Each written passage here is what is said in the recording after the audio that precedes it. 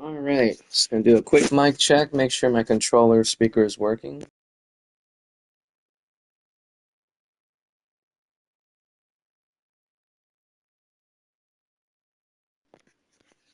Looks like it's working. There was a little bit of a fuzzy sound just now, but overall it's working just fine.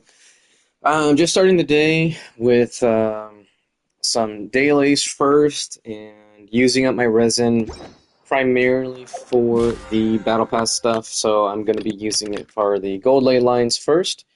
Anything that I have left over, if any, I will then start condensing so that way I can use it for um, domains, so like artifact domains, talent domains, things like that. As of right now, I think what I'm going to do as far as talents go, Dia, I was going to get her skill to level 9 and maybe upgrade her normals a little bit more, but I probably won't go past 6 for her normals. I don't know yet. Um, but for the most part, I do plan to get her skill to level 9. As far as artifacts, I have thought about just quitting the Whimsy domain, um, considering that my Chevrus is finally... Or, Chevrus, wow. My Clorand, not Chevrus. I don't have Chevrus. I wish I did, but I never got her. And now she's going to be coming out for the Raiden banner, so who knows? But my Clorand is at 200 CV, just barely 200 CV. It doesn't look like it from the start, but if you do the math, this is 78. Yeah, 78 CV on the crit rate, so you add that to the 126, and that gets you just over 200 CV. I believe it's 204, give or take, maybe 205 when you count the point .7 turning into point .4. So this is technically 80 CV. Or, I mean, not 80, 79 CV on crit rate, point .4. So then you add that, so that's 205, 206. Yeah, just barely. So just barely over 200 CV. And why does that matter? Well, that's usually my goal when I am trying to farm for a DPS set on anyone. For example, my Kirara is not there yet. She is at 68 CV on the crit rate, so you add that here. Oh wait, actually no. I think she is over 200. I'm just gonna use my calculator. I'm tired of doing math in my head. I actually had a weird dream last night that I was talking to a math teacher and she was putting equations on a chalkboard saying, "Can you figure this out in your head?" And I got 3 problems wrong that I normally never would have got wrong. For example, 64 times 2 is 128. But for some reason I wrote on the chalkboard 130. Like I estimated up. And immediately after I did that, I was like, wait a minute, no, that's not right. And I looked at the problem again, and I saw that it was 64 and 64, not 65 and 65. Or not 65 times 2 or whatever. And so that was weird to me. And then she put another problem on the board. I don't even remember the number. I think it was like 112 or something with 12 at the end. And I didn't put 24, I put 25. That's a weird dream to have. So yeah, I'm kind of done with doing numbers in my head for today. So yeah, so Kirara is at 202 CV, so not a bad stopping point. She definitely could have better artifacts. Obviously, the Dendro Goblet sucks. Crit damage circuit is okay. Substats are terrible though. The attack sands is okay, but again, substats are terrible. She really needs a lot of energy recharge so she can burst quite often. And the EM does help for aggravate.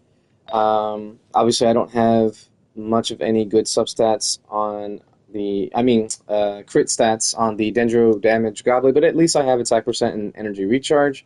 I would have preferred that defense roll go to attack percent or just be crit damage all in all. But yeah, the crit damage circlet having good crit rate is not always the end all be all. You want substats, and she barely has any attack substats. Actually, I just noticed that this flower has 16%. I think I switched to this flower from this one. Yeah, I think that's why I did it. So I lowered my crit rate as a result, but I got way more attack and energy recharge. And then this one is an off-piece feather, so it has the attack percent, but I think the feather I was using before was this one right here, which has energy recharge, but it doesn't have attack percent. So, yeah. This is kind of my mindset when it comes to farming a domain for so long. I try to get at least 200 CV. I prefer to have anywhere from 210 to 220, but if it's taking way too long to get to that point, I sometimes consider, okay, it's time to stop, right? My Arlecchino, same thing, 68 over 232, but then you look at the CV, this is 220. Easily, 220 CV. Again, it may not look like it at first, but you know, you do the math, 41.2 times 2, 82.4. Then you add that to the 143.8, and you get 226.2. So she's well over the 220 CV mark. She could definitely get better stuff. Like, I could get a Pyro Damage Goblet and then switch her to a Whimsy Attack Sands, but then that would lower her CV substantially, because this is the only other Attack Sands I have, other than the one I have on Clarand right now. Well, I guess I have this one too, but I mean, look at the substats on that. They do nothing for her. EM would be appreciated, energy recharge maybe, but HP and defense, no. Those are terrible substats to have. And no crit rate. Whereas at least this one has crit rate. And flat attack, while being terrible, does still technically go into her kit. So that's helpful. Wait, I just heard a bang. One moment, I'll be right back.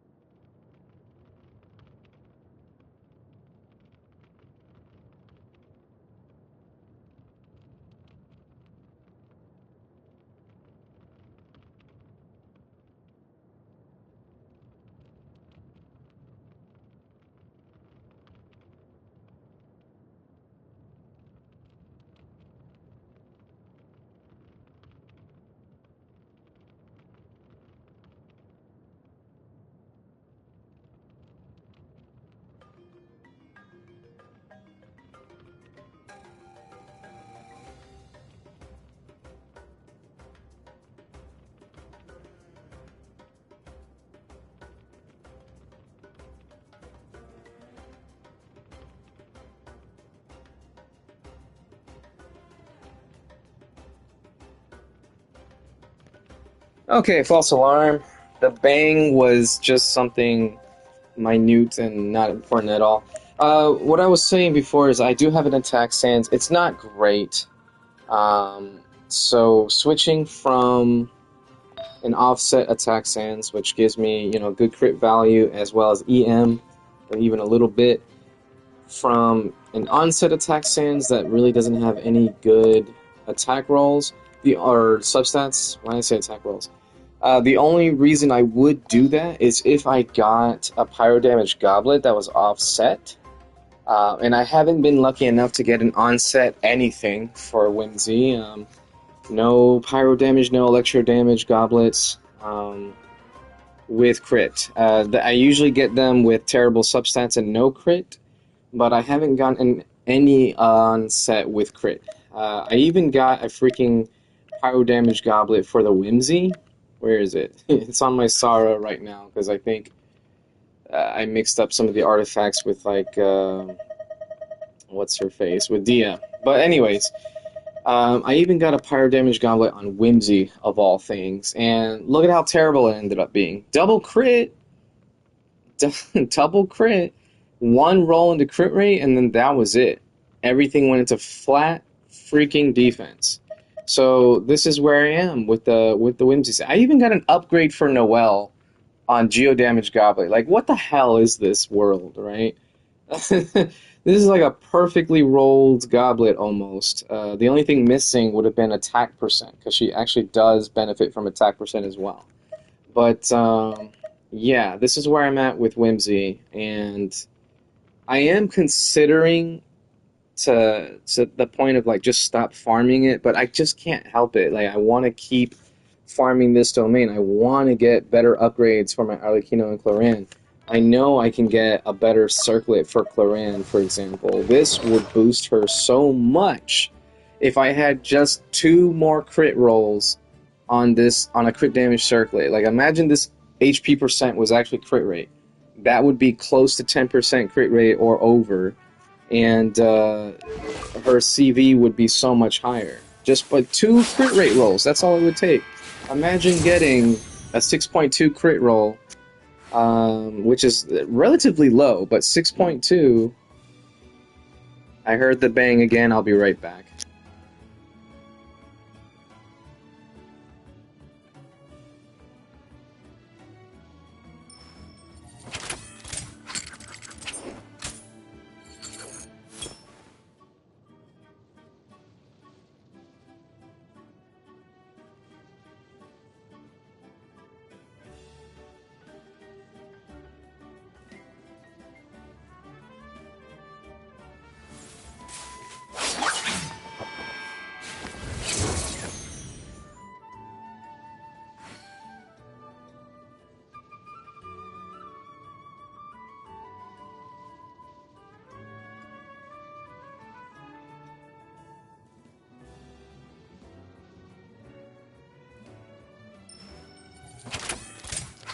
Okay, I'm gonna go on a little side rant tangent right now.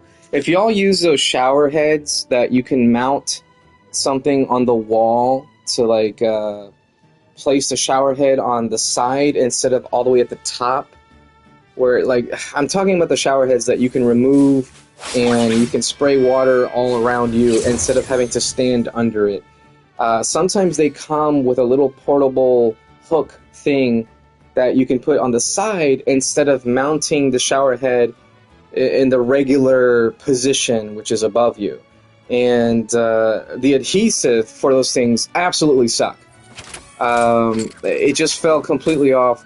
It almost fell off the first time. That was the bang, by the way. The shower head smacked the floor in the master bedroom, and it was so shocking that it just threw me off. So I went to check out what was going on. I thought something fell or broke or whatever. Nope, just a shower head smacking into the floor in the master bedroom, which is like down the hallway from where I'm at right now. That's how loud it was and noticeable. It freaked me out. I go to fix it. I made sure that the little hook was properly attached to the wall.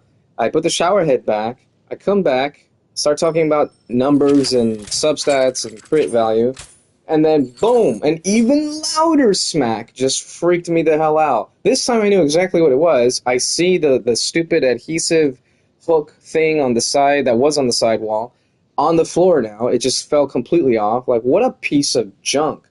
We haven't even had that shower head for more than a few months now, and it's already that bad. Like, the adhesive can't stand the moisture of the shower or whatever. What the hell was the point of it then? Why was it sold as a package deal if the adhesive can't even stay on the freaking wall? Okay, that's enough of a side tangent about shower heads, but yeah, god dang, man, these corporations and companies that make these faulty products and then they make so much money off of it. It's like, okay, well, what are you gonna do? Return it?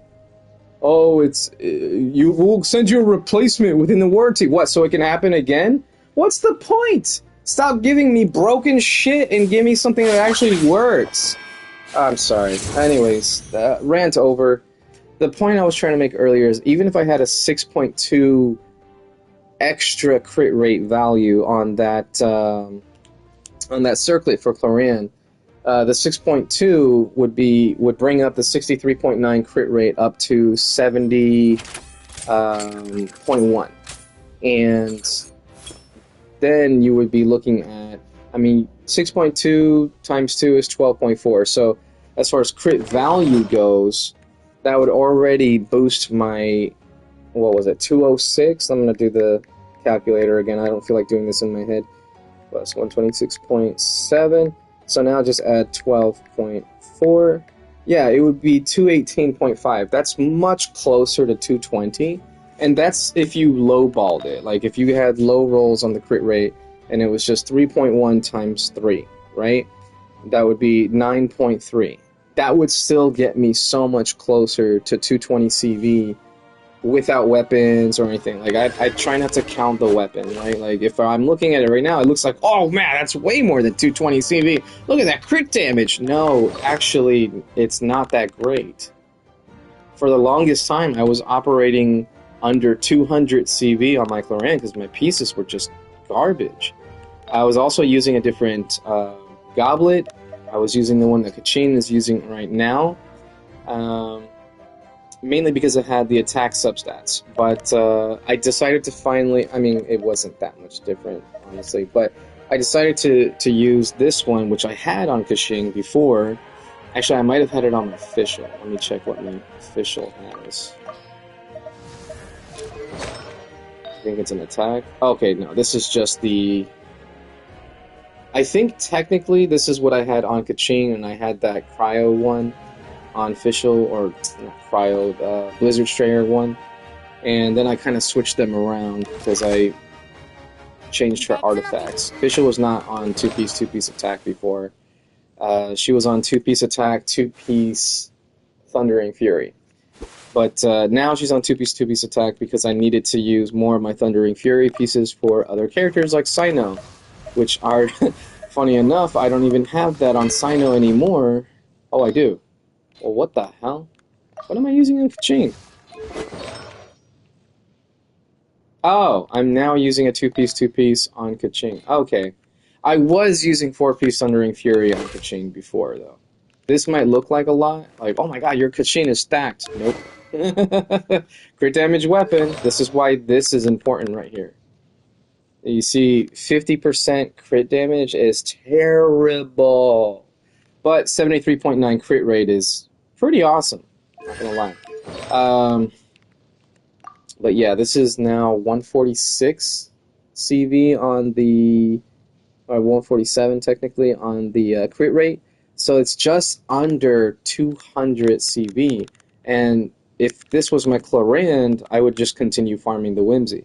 But now she's just over 200 CV. So I don't know. I still might do Whimsy a little bit longer. Again, I really, really hope that I get a better circlet, but the attack substats would be missed. I feel like if I did get a crit damage circlet with crit rate, the game won't just give me the package deal. It's not going to make it easy for me and give me attack percent, EM, and energy recharge, for example. It's going to be probably none of those things, or just one of those things, and like defense and flat defense, or something like that. So yeah, it's a headache to farm these things. It's just like, okay, I could get a replacement for this, but it will probably have garbage substats. Even if the crit value goes up, the substats might go down, and my attack percent's not that great right now. It looks good, 2,200, but her weapon has a high base attack, so that actually makes sense. The substats on my artifacts, though, when it comes to attack percent, they exist, but I mean, like the flower or the plume doesn't have any, and the flower doesn't have any. So that's two artifacts without attack percent. This is an attack sand, so of course it's going to have it. And I have this electro damage goblet that's offset. So if I lose the attack percent here, even though it's only 14%, that's still going to take me under 2,200. So that's the point I'm making, is that I don't know if it's worth farming Whimsy anymore, because any upgrade that I might get in crit value doesn't necessarily equate to an upgrade in overall value or roll value. So there's that as well. But anyways, enough of that kind of little rant thing. I'm going to go ahead and start my dailies here, and then we'll go right into the resinless behavior of farming elite enemies for the bounties, for the Adventurer's Handbook. I really hate this stupid guide, though, by the way. Hoyoverse, fix it, please. The Tribal Chronicles, I can't do this yet. You guys need to release the second phase banner for me to do this. This is... And it takes me to this one, not this one. It takes me to the Hero's Right, which I've already finished. Like, there's nothing left to do with this. But it keeps showing up in the guide. If you're going to show that, then show the Children of Echoes one. Because I can't do the Children of Echoes one either. Hoyoverse, come on. Fix your freaking crap. See? I can't do this one until Shilolin, whatever her name is, the cheetah lady. I mean, she looks awesome, by the way. But anyway, yeah, I can't do that one until, most likely, until she comes out. Because I think she's the hero person for the Children of Echoes. I thought it was Kachina, but no, it's definitely going to be her. Just like Moalani is for the People of the Springs. And then Kinich is going to be the one for the Canopy. So, yeah. If you're going to show the Canopy quest in the guide, Hoyoverse, at least, do the same thing for the Children of Echo. And what pisses me off even more is it says right here, recommended quests. Not completing the recommended quest will not affect the quest acquisition or quest rewards. Complete the following quests to maximize your experience. World quest from dusk to dawn in Byaku Yaku... Oh god, I can't say that. Byaku Yakoku. Okay. I think I've done this already. Because I think I googled this some time ago or YouTubed it. And it ended up being one of the Archon quests or something. Whatever the case, I'm pretty sure I've already done it. And I can't just do it again. So, yeah, we're kind of stuck right now. Alright, I'm going to stop ranting and raving about dumb stuff.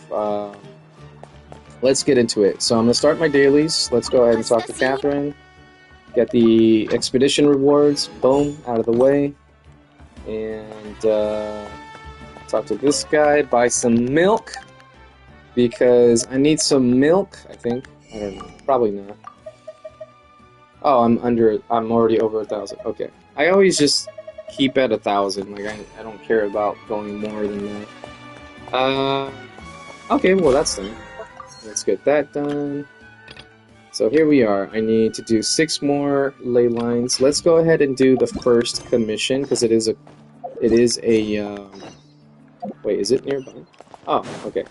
It's a regular NPC quest. It's not one of those, hey, go, defend the ley line, or chase a balloon, or hop on some mushrooms, like in Samara. So if it's ever a NPC quest-related commission, it could be tied to, or most likely is tied to, an achievement. So I would like to get those out of the way whenever possible. Oh, this guy. Anyways, I'm going to go ahead and mute myself now, because I turned off my fan in my room just to talk, and it's freaking hot. So I'm gonna go ahead and mute myself, turn on my fan, so that way you guys don't have to worry about hearing like background noise while I'm talking to you and stuff like that. You probably already hear my button presses on the controller over and over, so that's probably already annoying.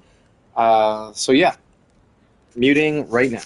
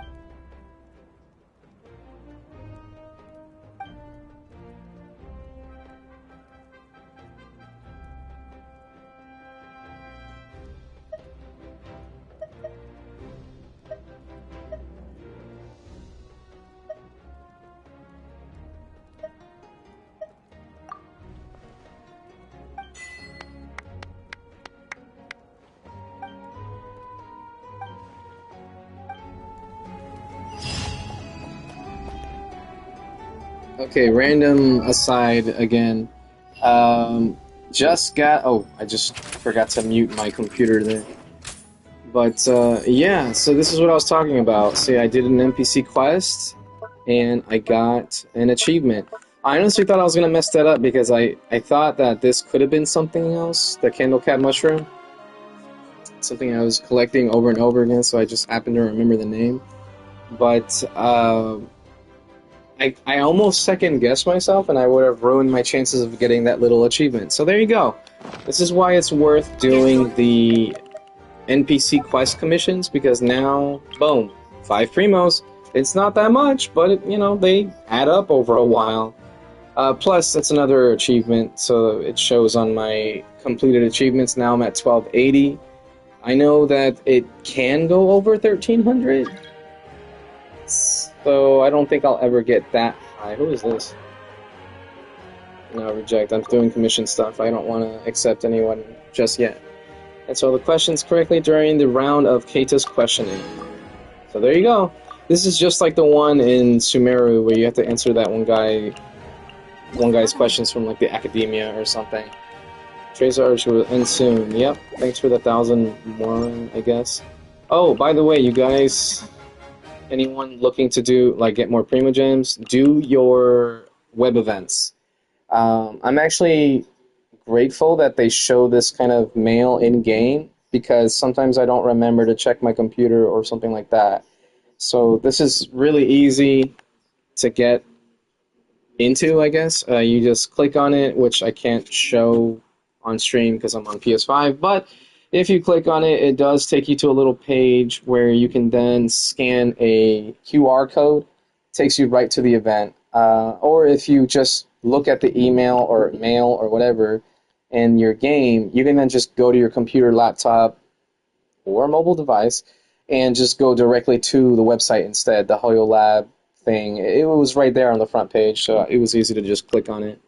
And yeah, I ended up getting, this is the web event rewards right here. I ended up getting the 40 primos, very easy, and among other things. But yeah, I don't really care about the other things. I just wanted the primo gems. And as you can see here, I'm at 17,757 primos. This is of course including what I just got from that achievement and the commission, but still, it's, you know, every little bit helps, especially if you're low spender, free to play, etc. So yeah, it's just nice to do. If you're a whale, don't even worry about it. It doesn't matter. You just put your credit card on the line, I guess. But I don't recommend whaling for this game. But still, you don't care about achievements or anything else. You just want the characters and weapons, and just be like, yeah, I have them. Look, and then you just farm artifacts all day.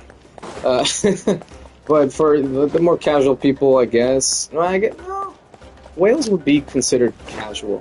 Let me take that back. For the more fan-centered audience, I guess you can call it, like the people that are fans of the game, that want to get the achievements and whatnot, then yeah, it's worth saving all the, or getting every little thing you can do for Prima Gems.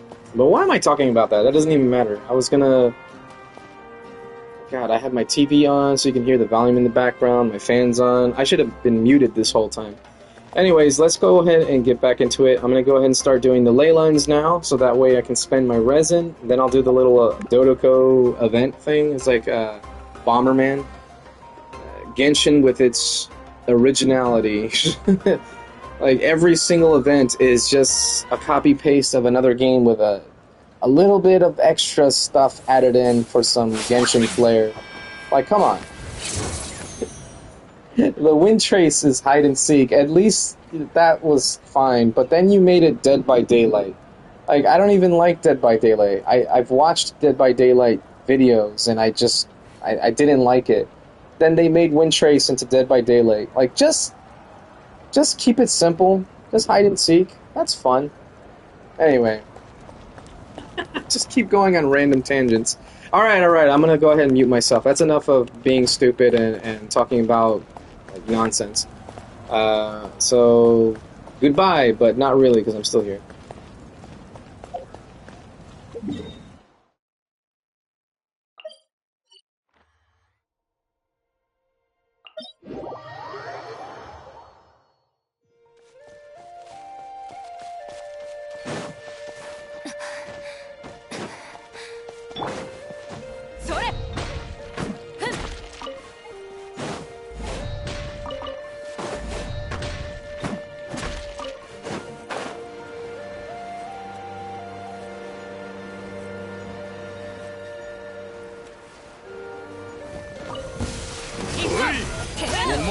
気を見せてみろ。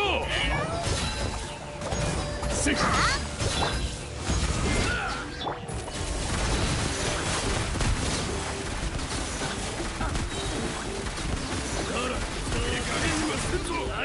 ジャープを借り撃つ。お荷物です。立派な相手だ。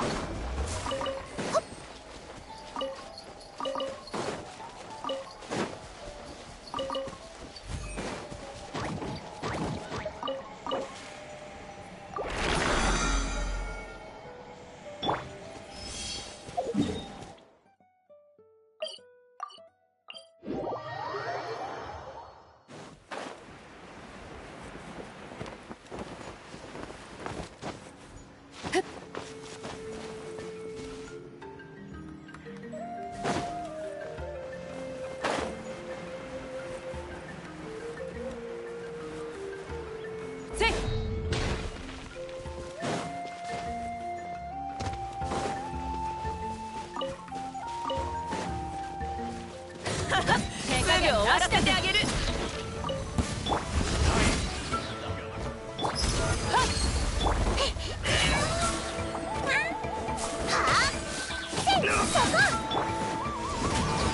射撃準備。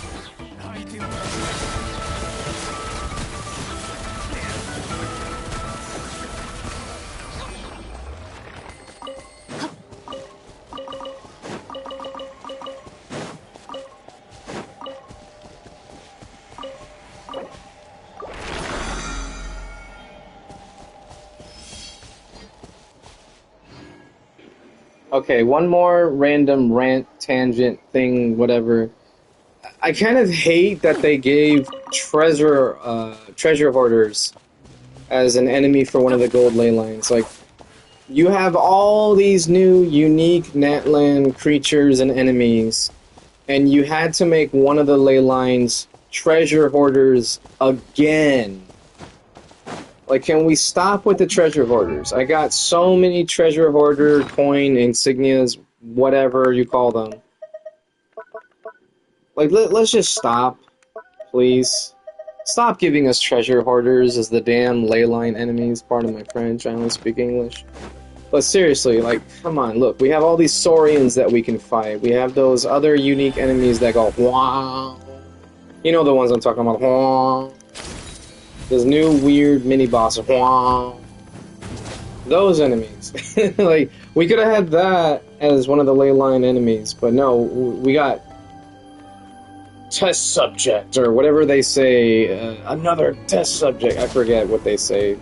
Like, why do they say that, too? They're treasure hoarders. Why do they care about test subjects? That doesn't make any sense to me. Maybe I'm thinking of a different enemy. I swear the treasure hoarders say it. But anyway, yeah, we have so many different enemies. I mean, for crying out loud, just give us some, like, capybaras or something. That way I don't feel bad for killing them just because one enemy was annoying or something as a boss.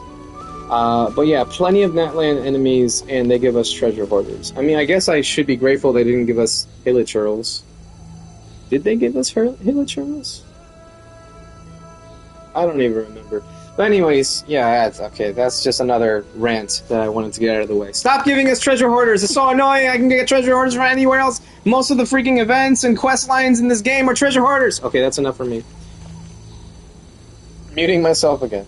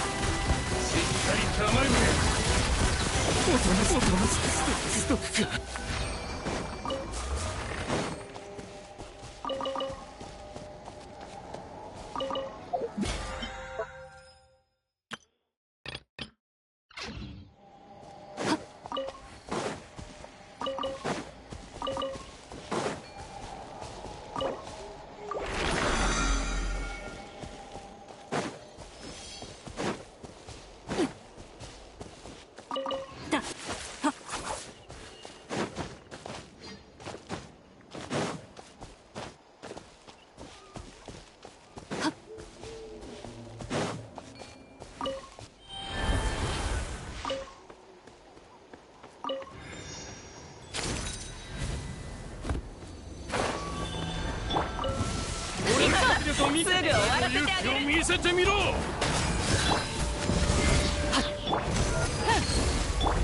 射撃準備。お前のだろうがね、釘を潔白を証明するときだ。お前は立派な相手だ。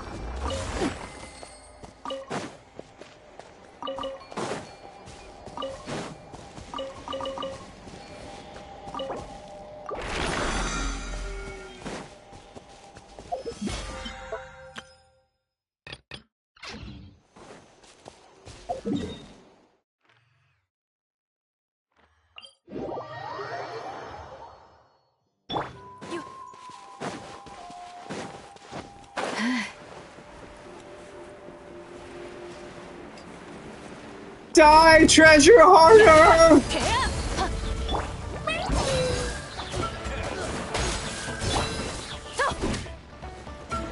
行くぞ。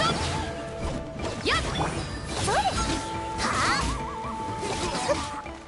そこ。これでも食らえ。いや、痛え。どうだ。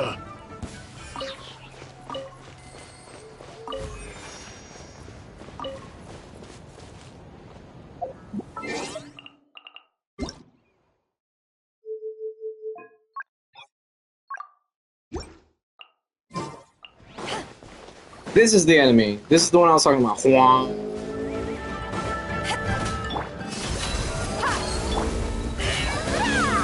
Sign here, please. Power that ended high shot. Loaded.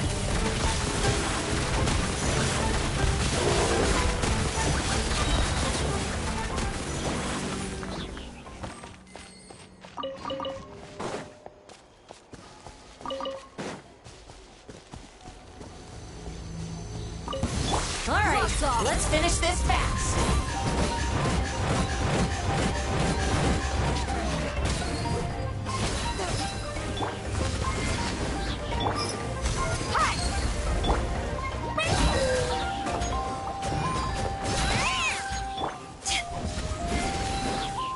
Into the shadows. You act for it.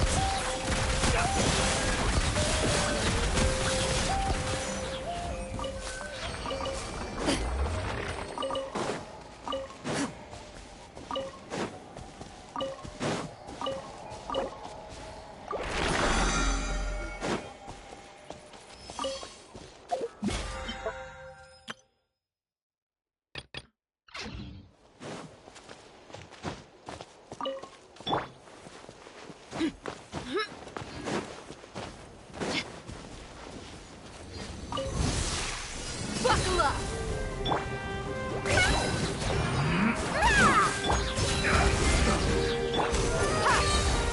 You're dead meat! Let's end this quickly.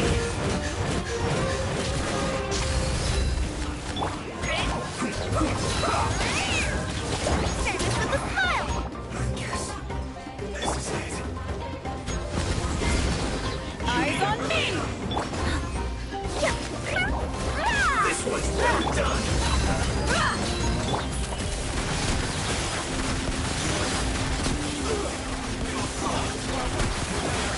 This is crude. Disgusting.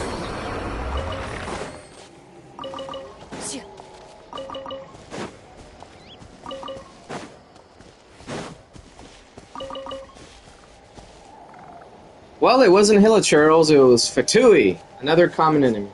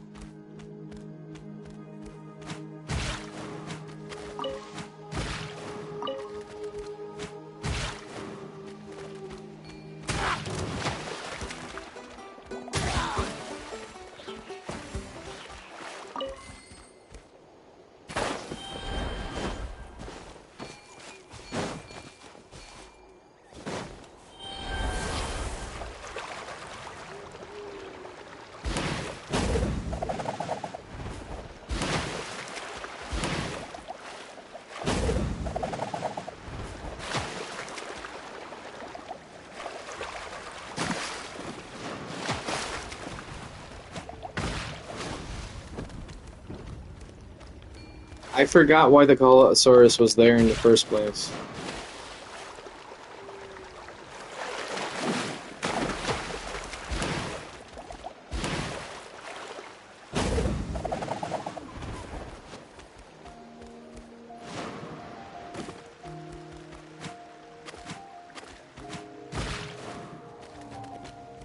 Maybe it was to get like a Oculus or something.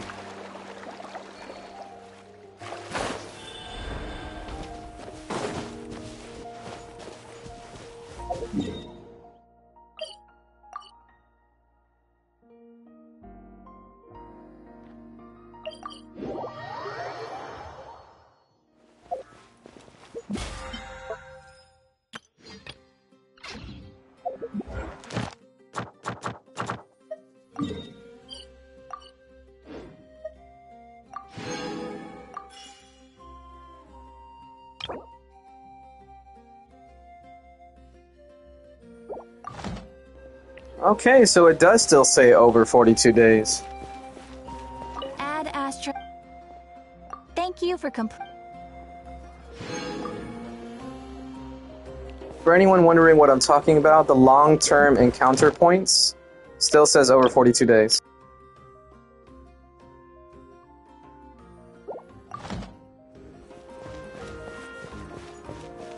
I thought that that was going to reset at 5.1, which would have been less than 42 days, but it's going to be more than that.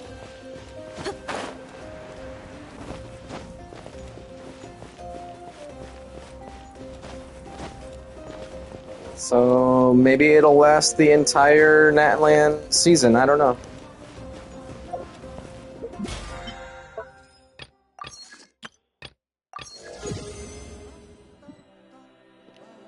I guess it wouldn't be a season expansion? I don't know.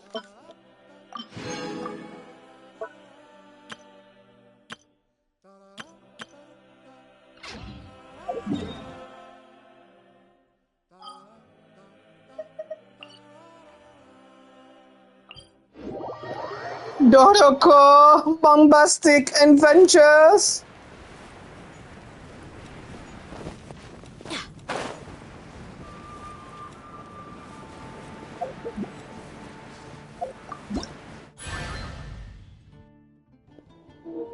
Oh, excuse me. Escapades!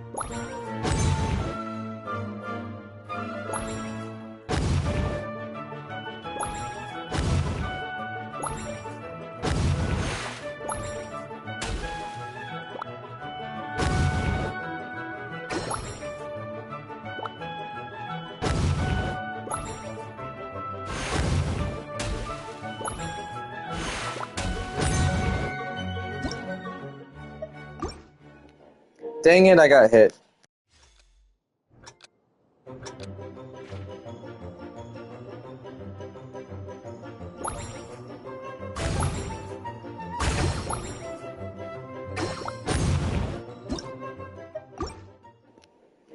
Dang it.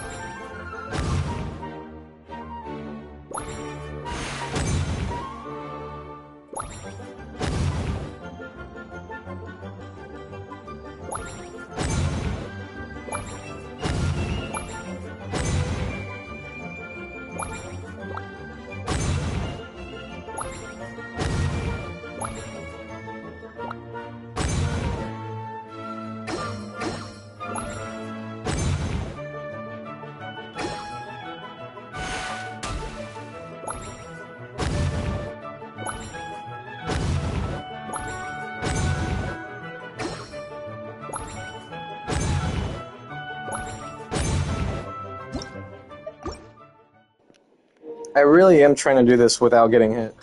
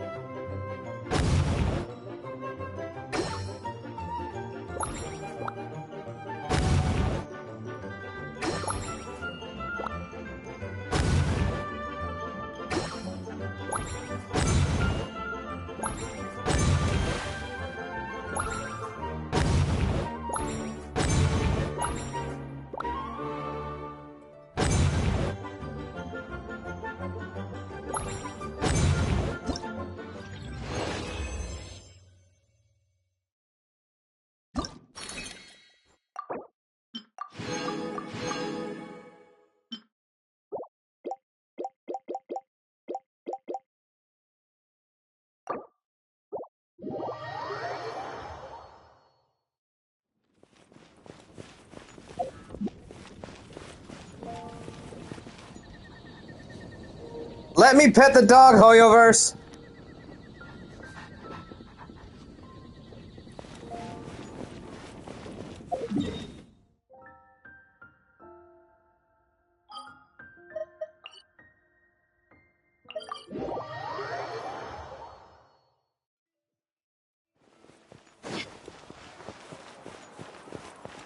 Add Astro.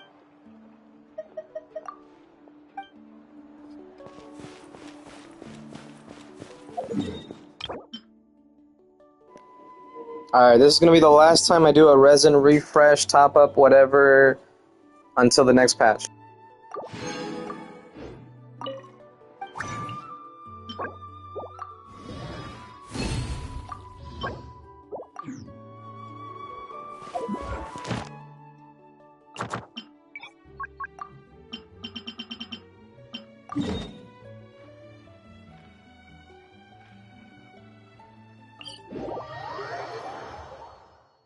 Are you kidding me?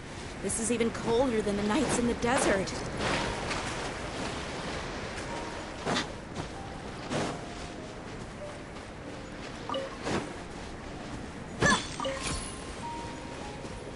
Oh, I've been seeing something online too that we're gonna have a Dragon Spine event, so I'm kind of excited for that. Look alive! Hi! To ashes! Back here, please!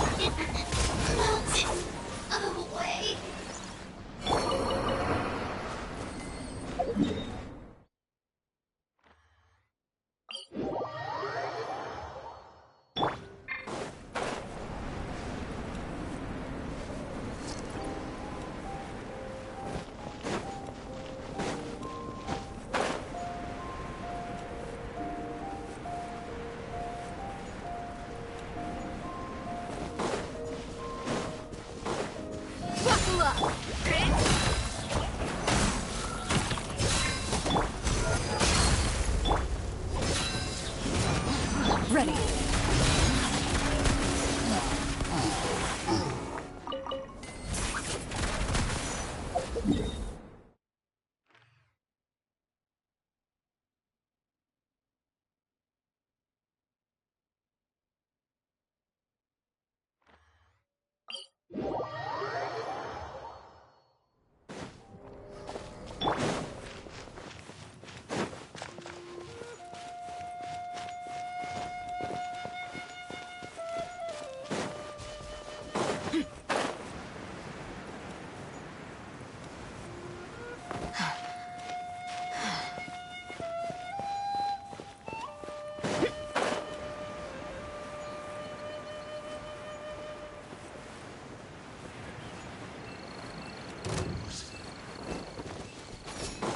Gloves off!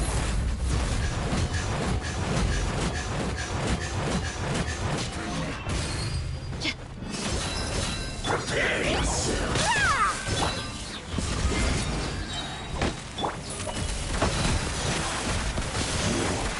Can't run from death.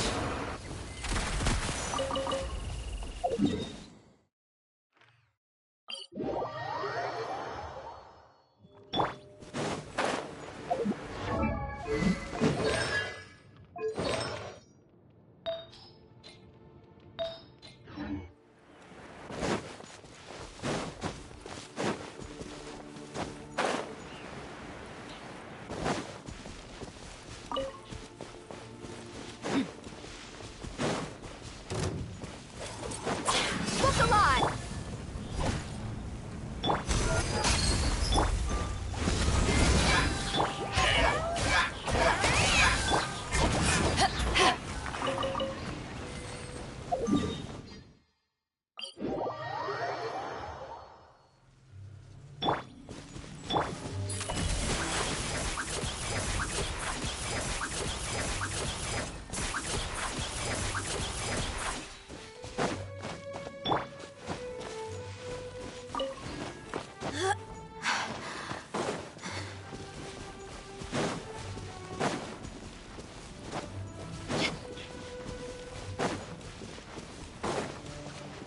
There you are, eavesdropper. The more, the merrier. Into the shadows.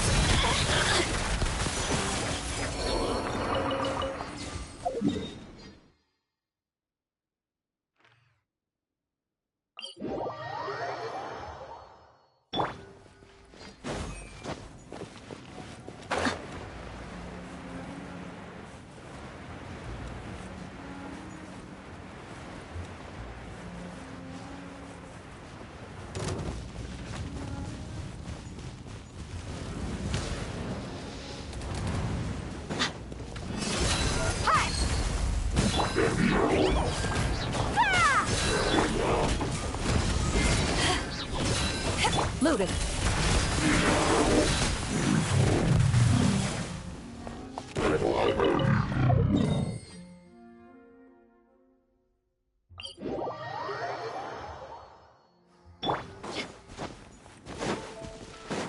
You asked for it.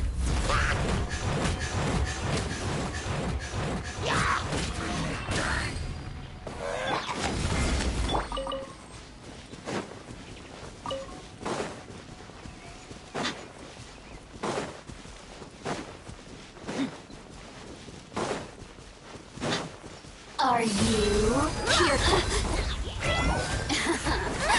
Let me amuse myself a little.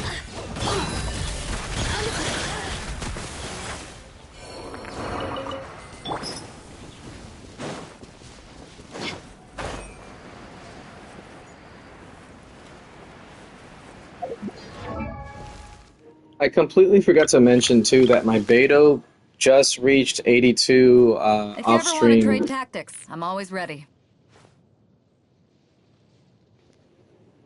Forgot to mute my computer before I started talking.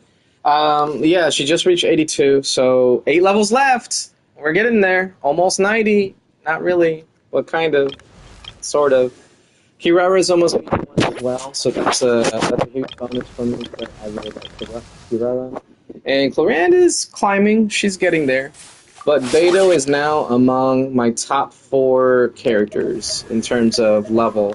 Raiden, Rosaria, Yelan, and Beto. They're all 82. So yeah, let's just keep it going.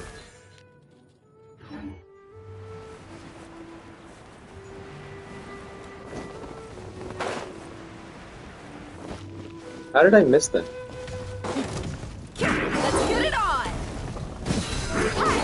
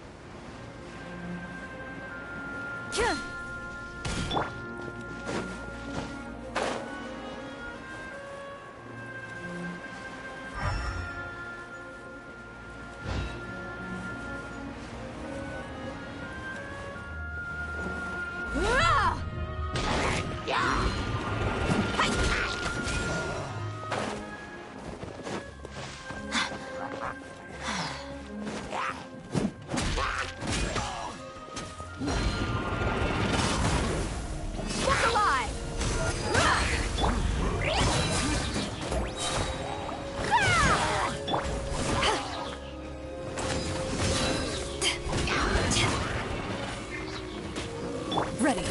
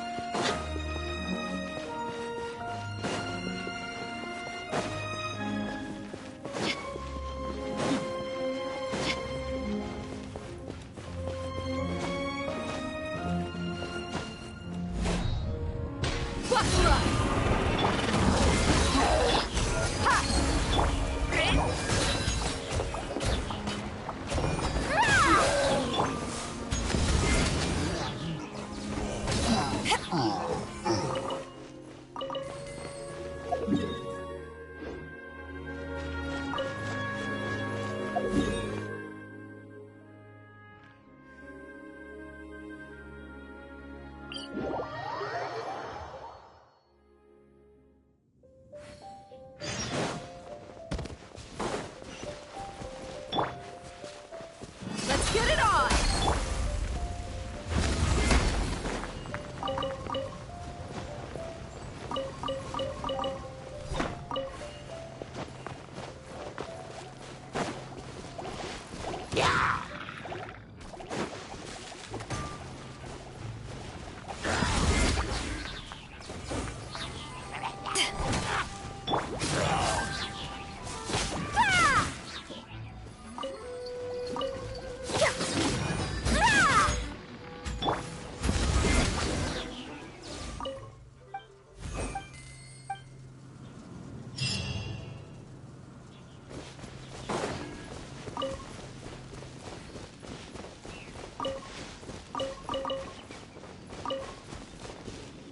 Wait, did I just get that wrong? Do they not give friendship points? It said companion something. If you ever want And to it trade looked like it tactics. was the friendship points, but It could have been XP. No, I think it was friendship points. But I only got 15. That was so not worth it. Nah, it's not that big deal.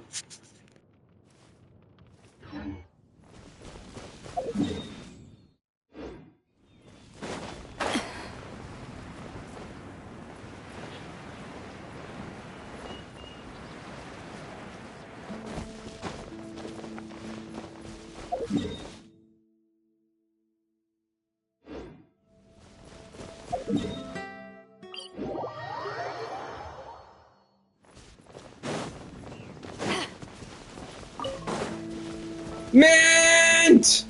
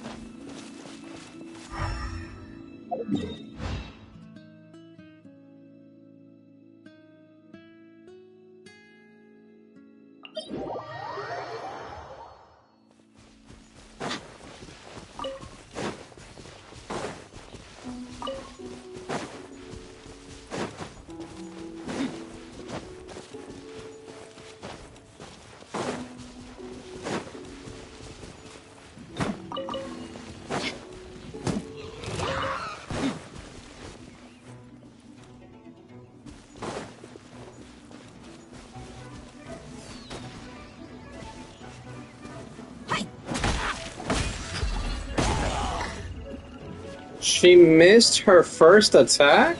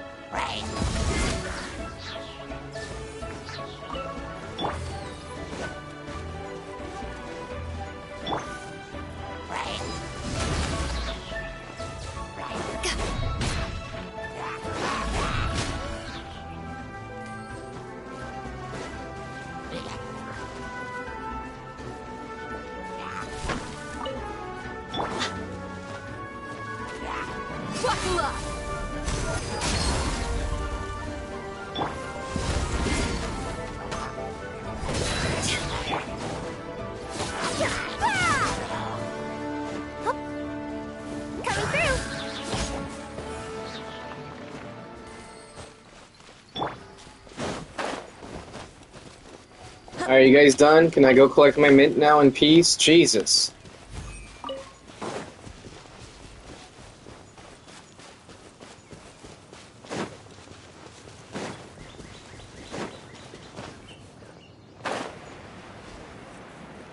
Talk about freaking being rude!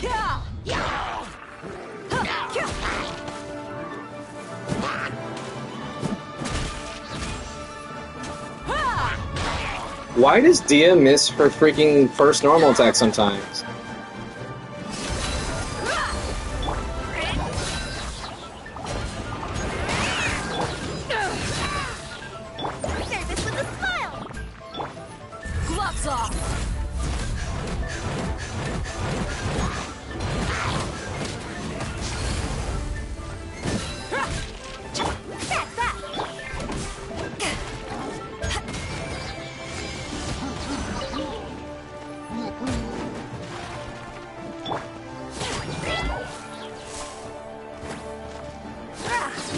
Are you kidding me with that?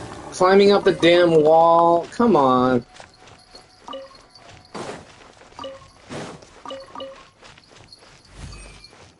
They need to, like, fix that so when you're attacking something, you prioritize attacking.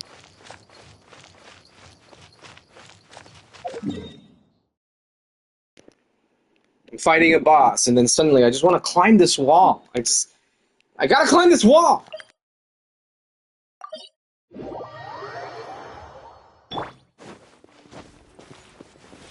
Screw the hilichurl that's throwing rocks at me! Let me climb the wall! Also, missed the first attack again.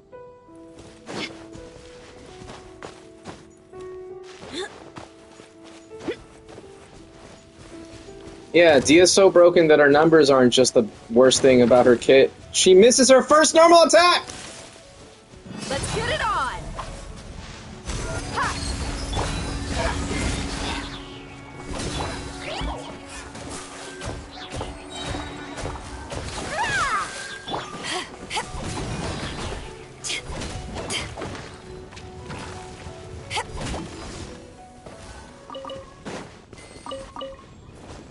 Mint!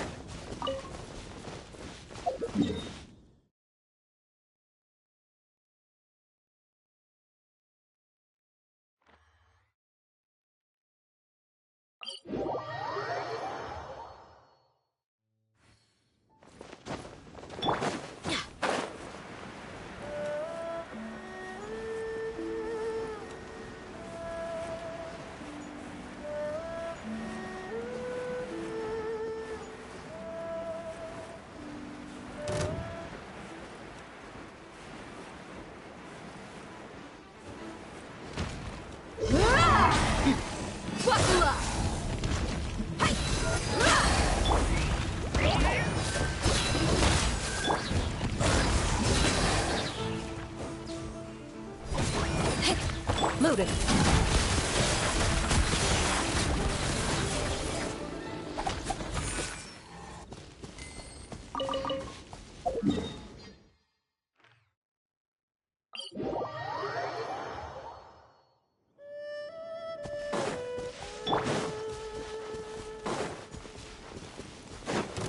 Let's get it on!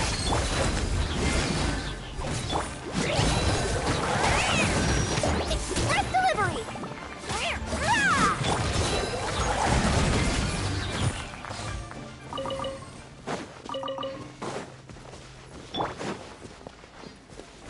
Alright, Dia, let's go. It's your time. It's your moment to shine! Blink!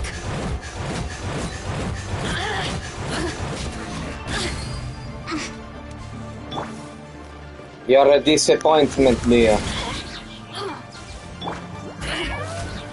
Over here!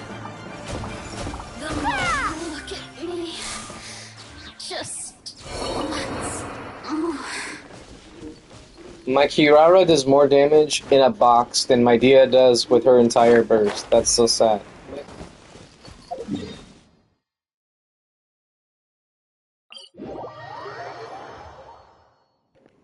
A box!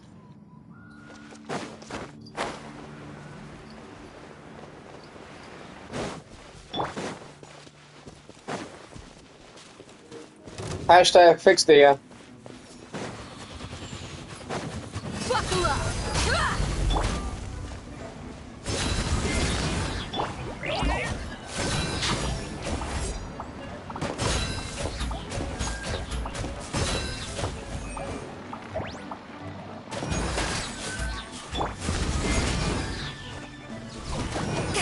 No escape. You can't run from death.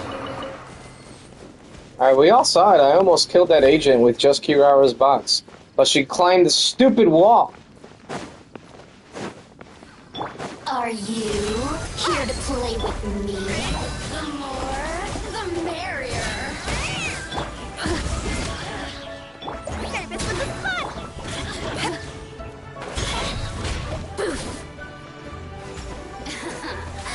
Let me amuse myself a little. Over here!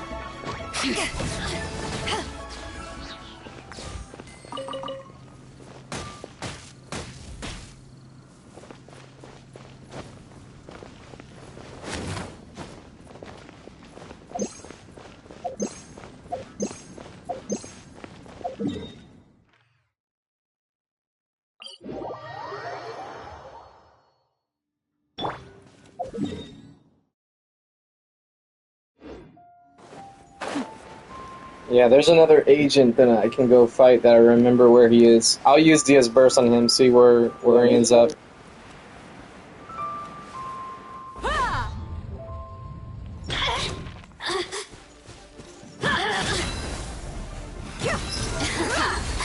Let me amuse myself a little. Power that isn't light gun! Over here. The more, the merrier. Just once more.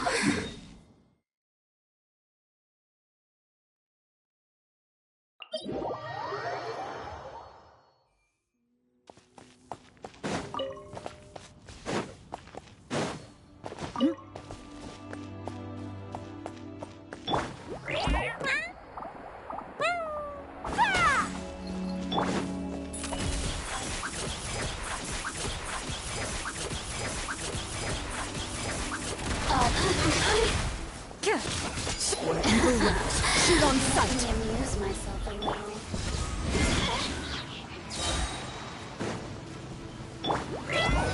The more, the merrier. Look at me. Just once more.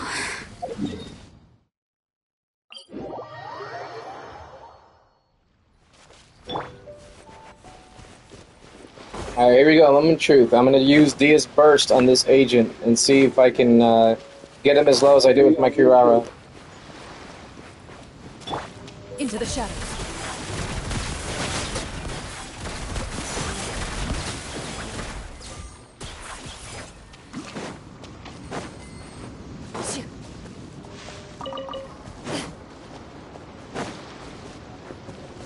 It's mint time.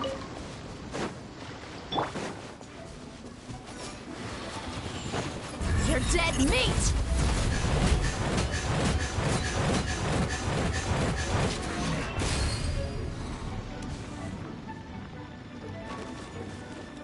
Okay, does he have pyro resistance? I think he does, doesn't he? I forgot about that.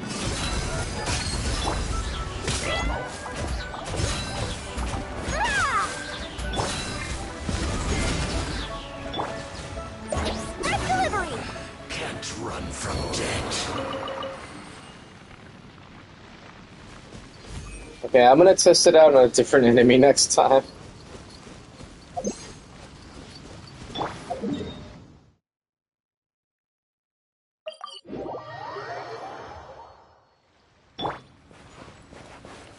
The Ruin Guards. I can test it out on the Ruin Guards. Are you here to play with me? The more, the merrier. Ready. Over here.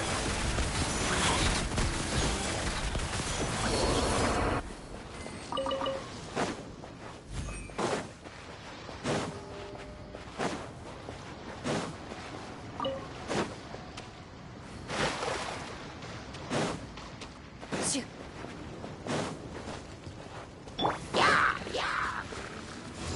Back at ya!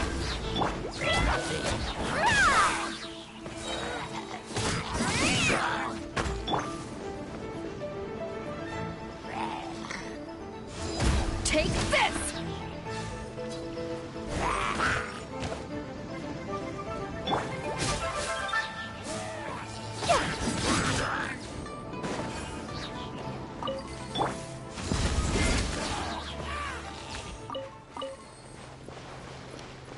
There we go. Why wasn't I getting the perfect counters every other time?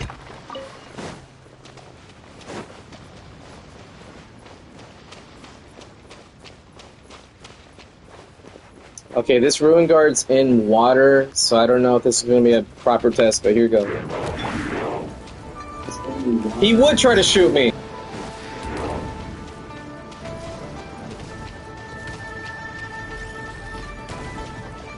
"2 feet away, buddy." Gloves off!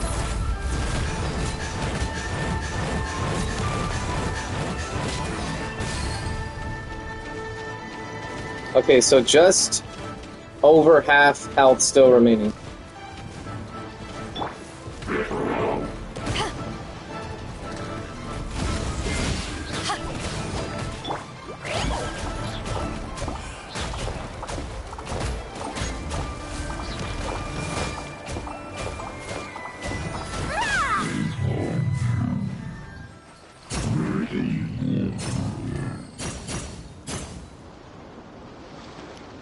So I just recorded 1 minute of footage on my PS5. I'm gonna go review the footage now.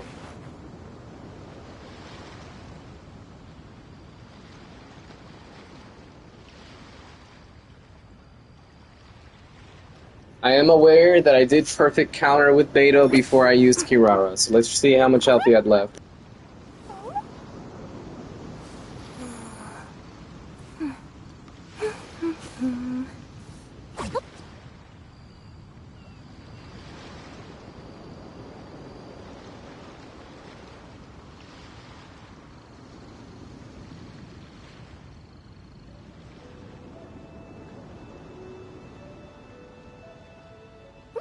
I wonder what's inside this package. Yeah, Dea's final hit of her burst didn't even crit. It hit for 8,000, but it wasn't a vape.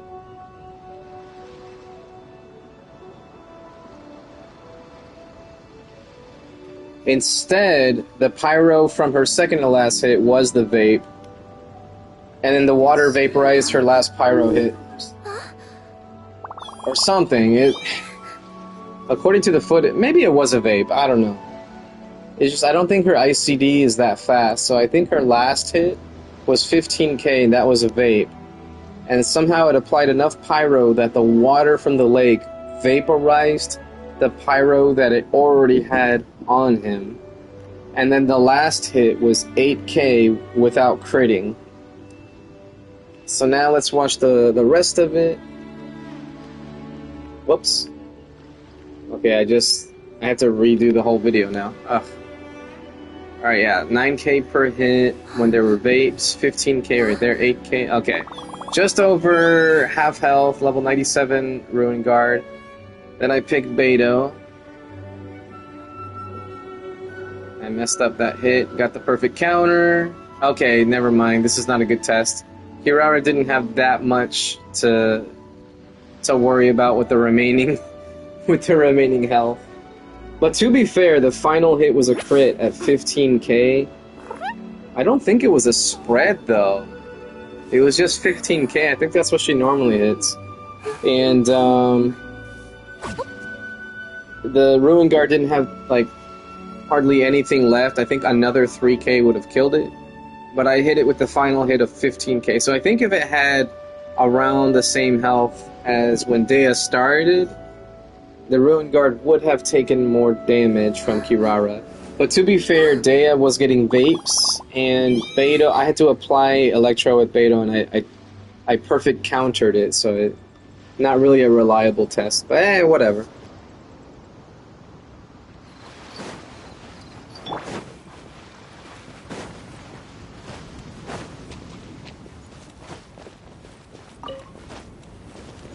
Ooh, there is one more Ruin enemy that we can fight and test this on. I just need Dea's burst.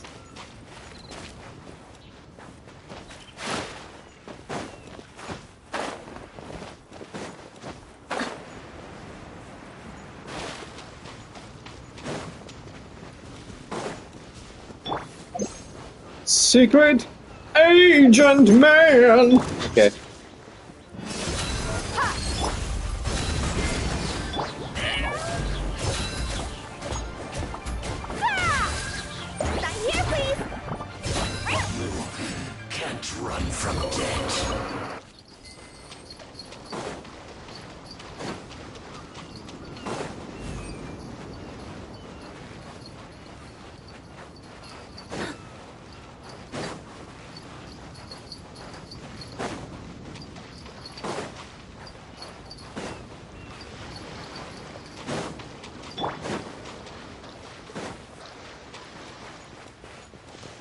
Alright, here goes.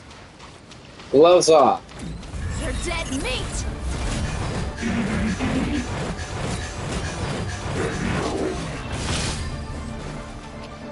Why can't you crit, Dea?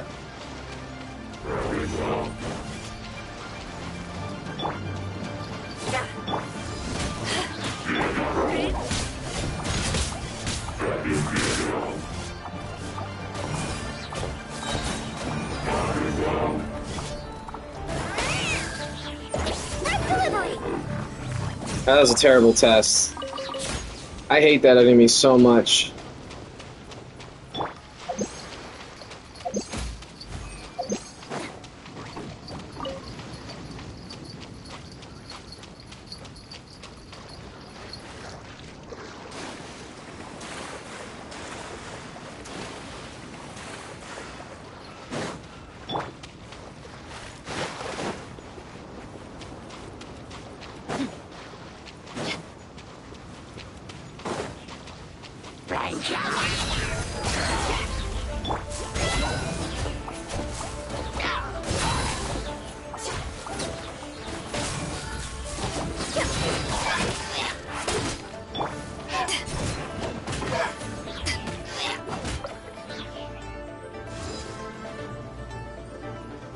Back at ya!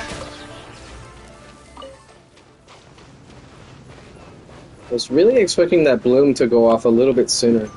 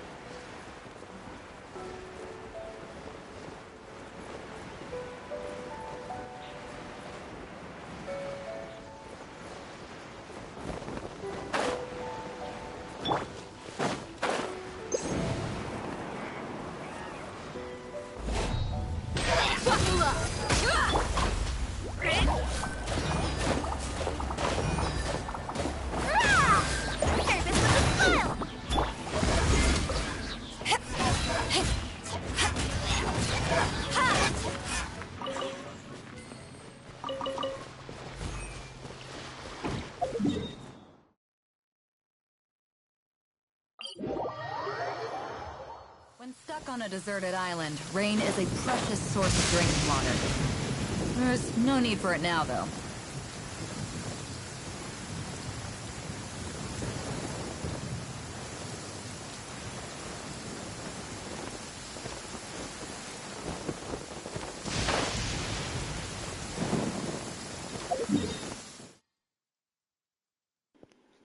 I get the feeling I already killed the enemy that was supposed to be here.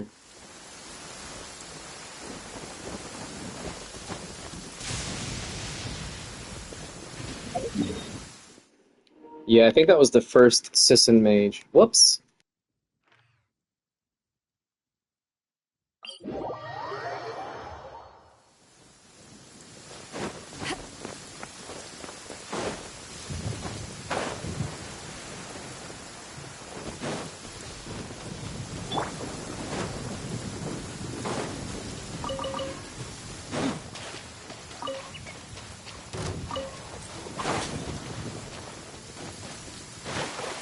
Let's get it on! Hi!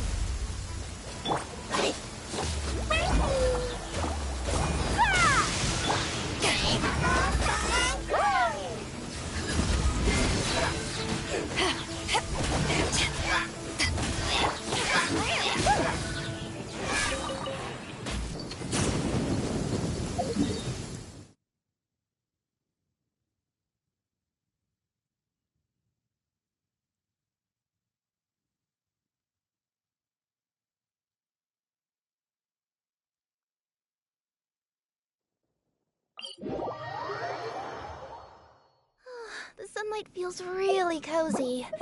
Nothing in a tree would be nice. Just the thought of it is making me sleepy.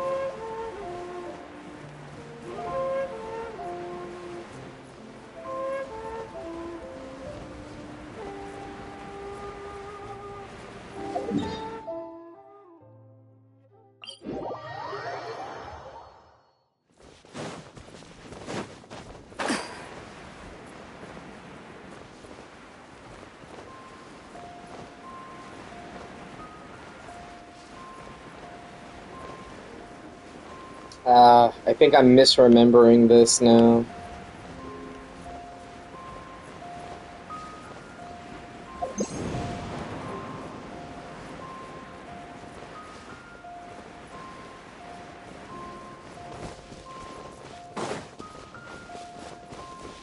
I feel like there's an agent somewhere close by to the cliffside, but I know there's also one in the distance, and I think I'm confusing them.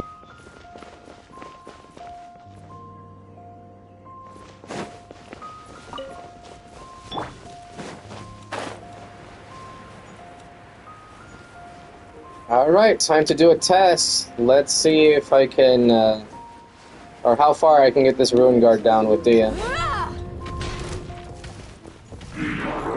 You asked for it.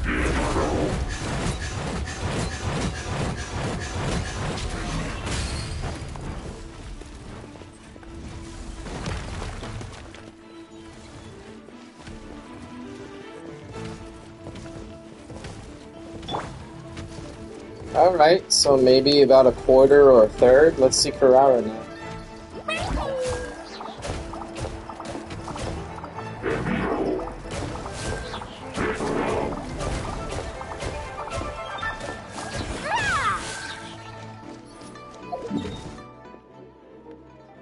I feel like it's just about the same.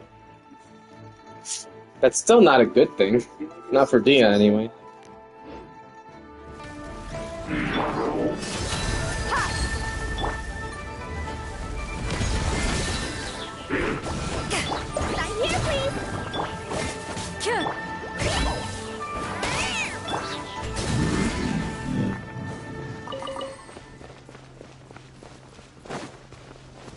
Mint! Got it.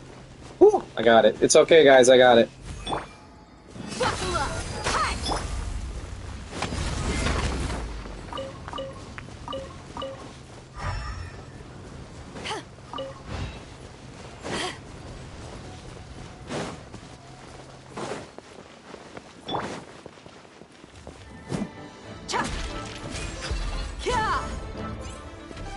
I mean, look at this. Dia's missing all her attacks. It's right there. Okay, I know.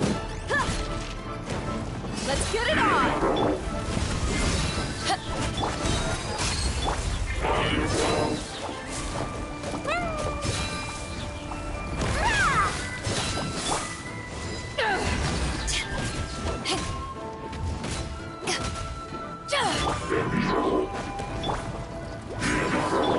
You're dead meat.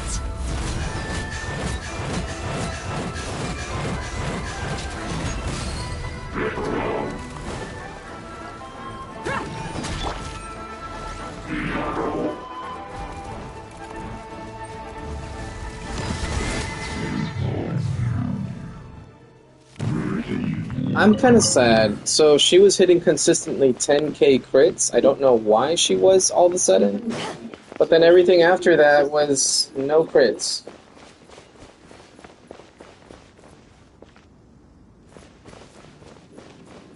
It was like 10, 10, 10, 10, and then nothing. Look alive!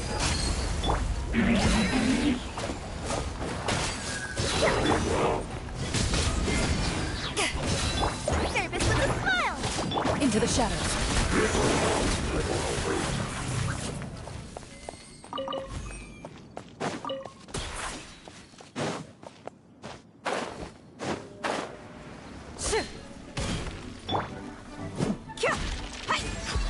Dia, stop missing. It's right in front. Okay, I know. This is a dumb joke.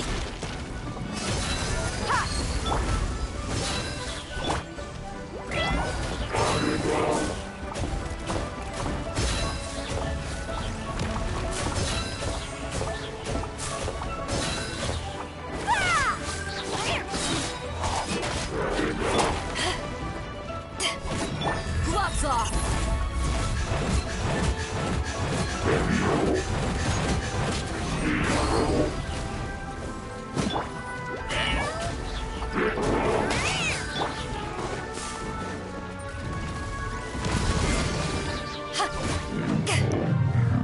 You love to see it.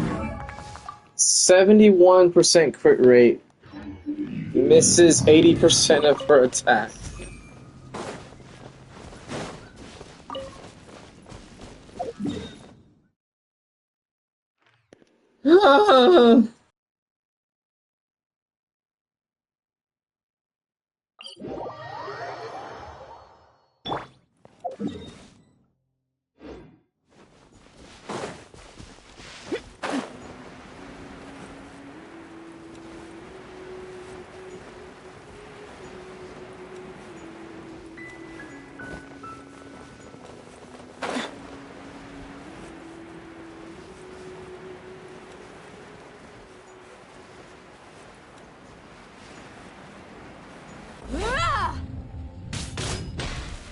Let's get it on!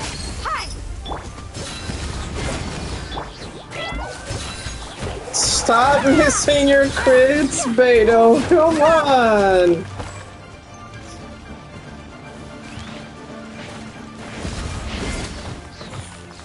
There we go.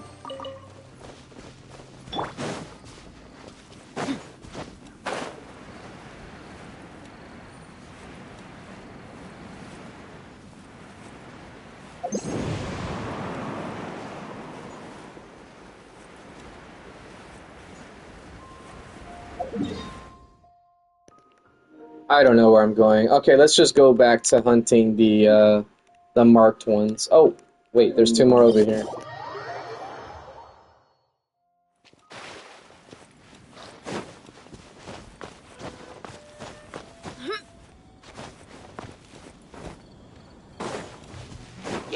Look alive!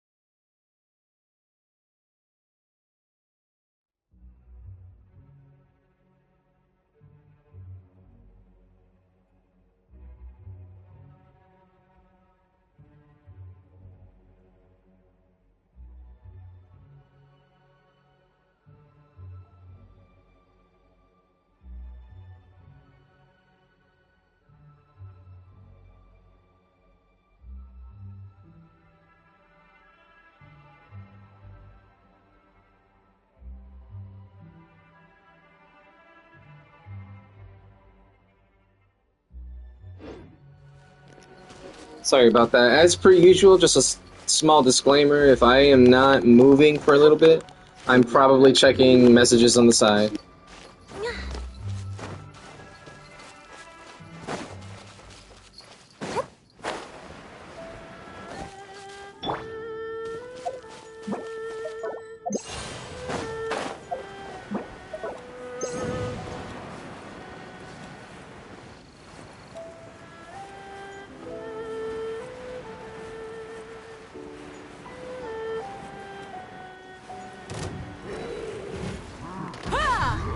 Let's get it on! To ashes!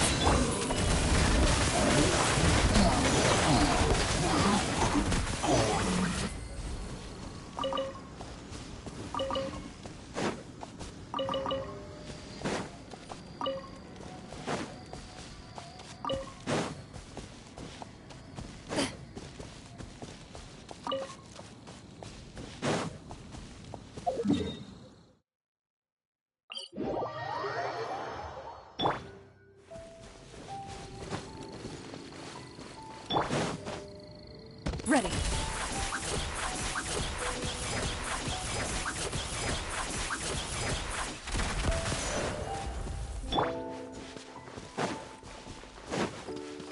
There you are, eavesdropper. The more, the merrier. Over here. Red delivery. Into the shadows.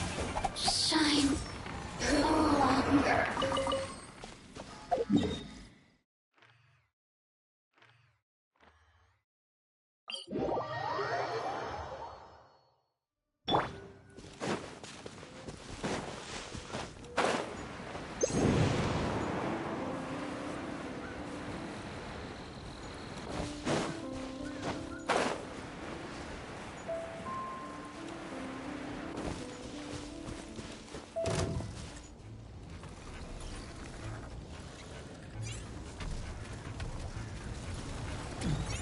Buckle up! Ha!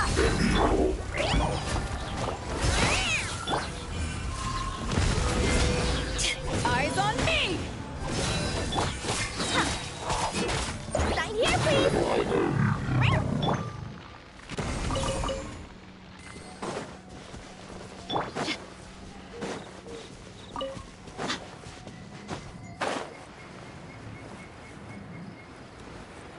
Ah! You're dead meat! Over here. The more, the merrier. Look alive!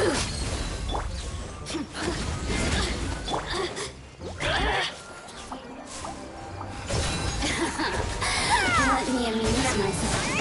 Citizens, shine no longer. Wow, I almost got all of them without looking at their locations.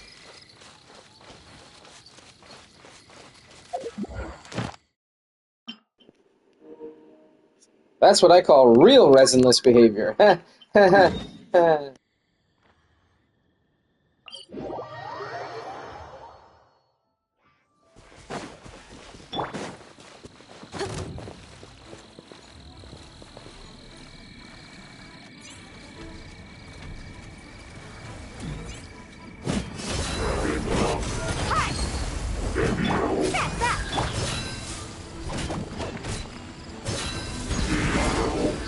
Power that ended Python! Red delivery.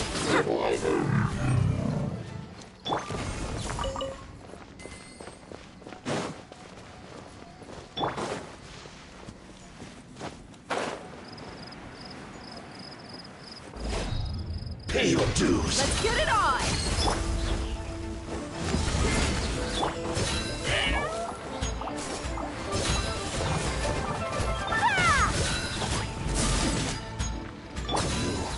Can't run from death.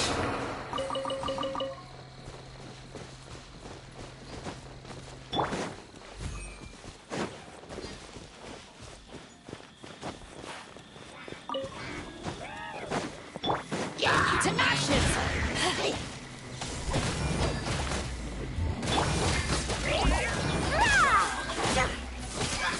Buckle up!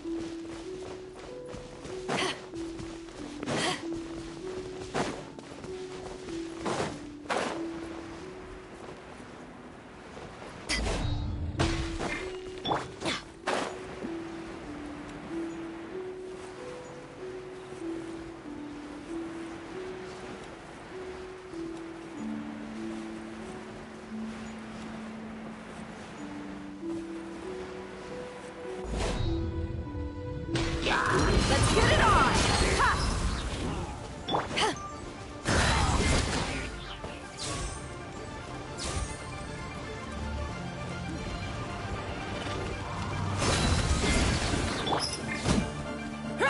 Gloves off!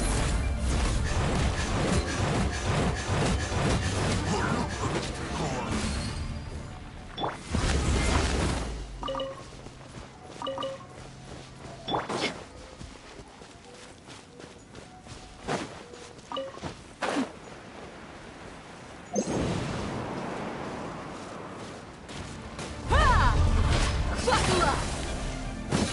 Hi! Cha!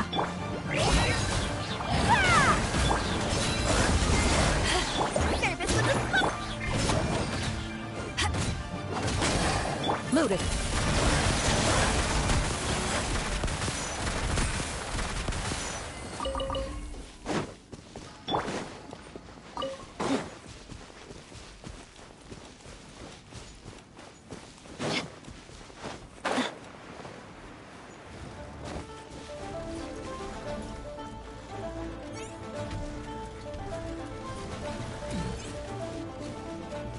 Let's get it on!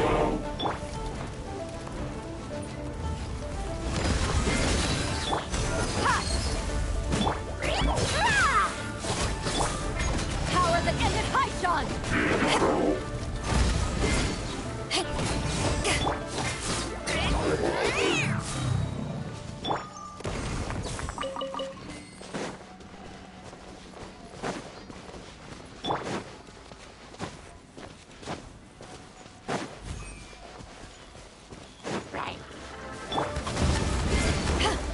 Into the shadows.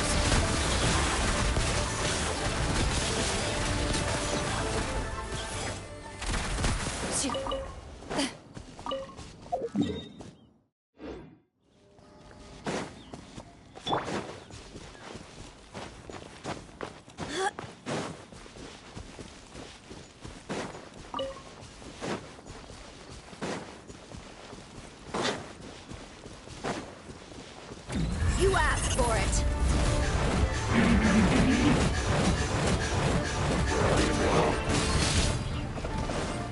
Look alive!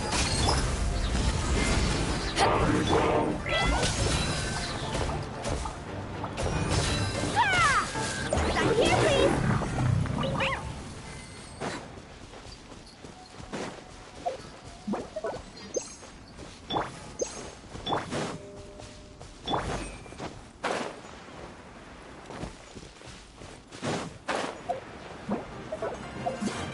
Ah! Buckle up! Ah!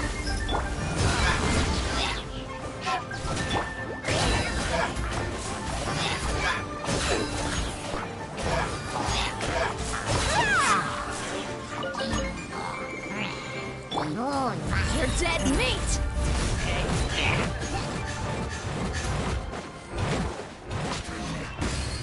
Dia, let it go. It's just a torch sconce. It's a freaking candle. Stop trying to hit that.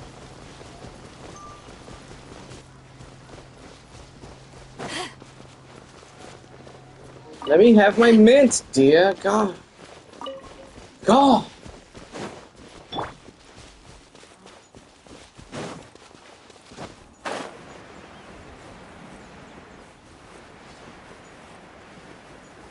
Yeah! Ha! Eyes on me!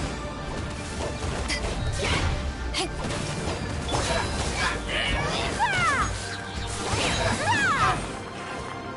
Ah!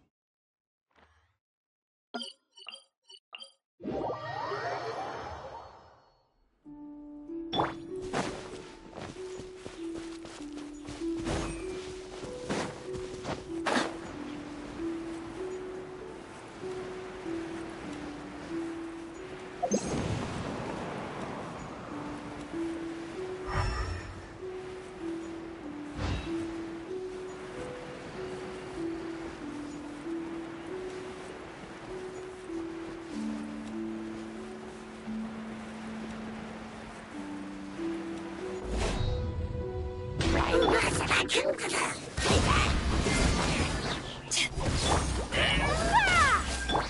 alive!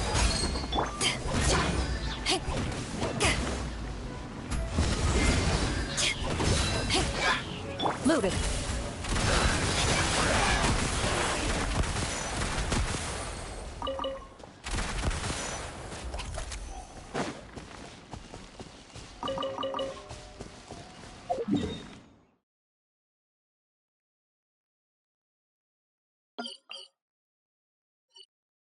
Okay, why does it do that? I know that if my cursor's close by, it will hone in on the teleport point. Why does it do that? I know that if my cursor's close by, it will hone. But then sometimes it doesn't, and it does that. Like, come on. Click on the right there. Right there. My cursor was down here, and it went to the teleport point.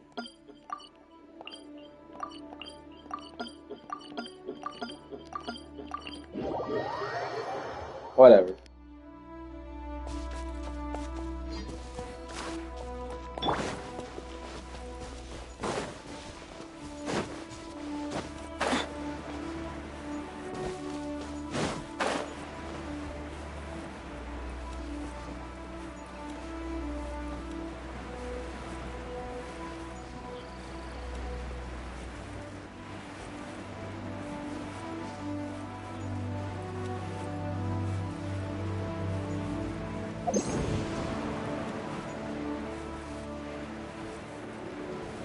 I feel like I don't usually get sent out to fight this Abyss Mage right over here. Let's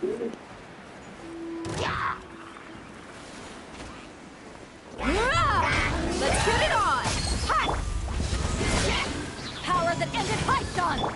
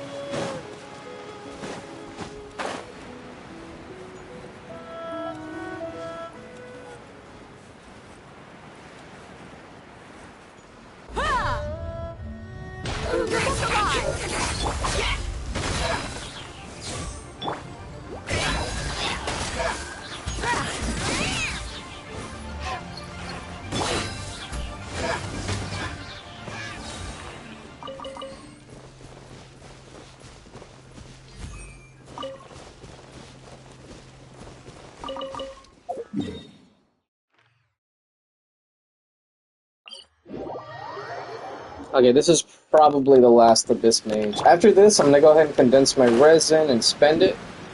And then I have to make a phone call, so I'm gonna pause the stream. And if it's gonna take long, if the phone call has me on hold for like 40, 50 minutes or some BS like that, I'm just gonna stop the stream. But I won't be able to say, hey guys, I'm stopping the stream. It will be abrupt. Like, it'll just be on the spot. Let's get it on!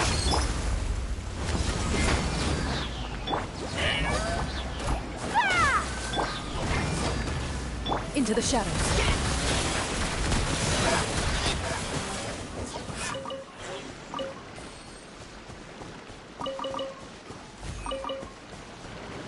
Okay, yeah, that was the last Abyss Mage.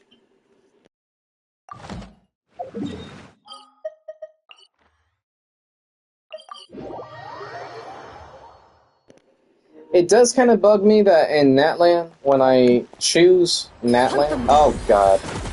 I didn't mean to burst. I thought I was in the map. Okay, if you choose Natlan... Or no, if you choose Fontaine, It takes you to this waypoint right there. It's right there. It's next to all the commission table, or it's next to the commission, Catherine, the alchemist table, and then a shop person. It's right there. But then I choose Natlan, and it puts me at this waypoint. Now, arguably, that's the main entrance. That's fine, but like, this is not the main entrance of Fontaine. You could argue this is. Or at least close enough to the main entrance, because the main entrance is like the little aqua bus. You don't walk into this waypoint, but Fontaine conveniently puts you at this waypoint when you switch to Fontaine. Inazuma technically is the entrance, right? It doesn't go to this one or this one. It goes to the one closest to the Catherine. Let's look at Sumeru. Not so much. Sumeru sucks too. It should be this one. Let's look at Liyue. Yeah, that's the one closest to Catherine. Noticing a pattern? Let's look at Mondstadt. Closest to Catherine! So yeah, Mondstadt, Liyue, Inazuma, and Fontaine got it right, but Sumeru and Natlan, some of arguably people's favorite nations in terms of like Archon story quests and stuff like that.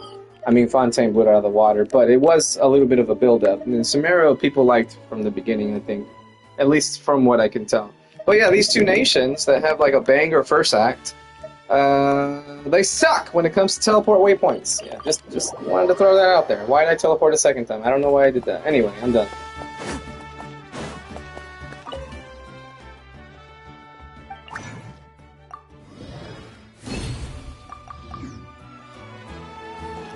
Also, holy crap, I have 1,700 crystal flies, or cores. I didn't know that.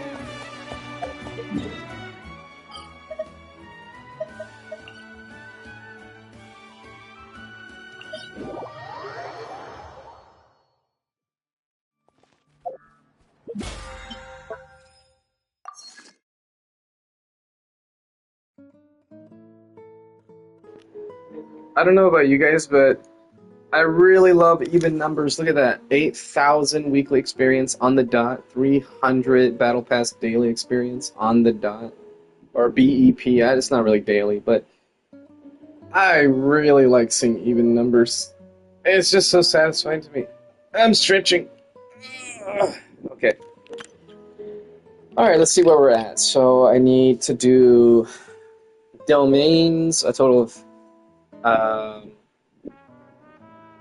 I can't think, 7 more times, and then spend this much original resin. Obviously, I'm going to be doing more than 7 domains or whatever, but yeah, almost there.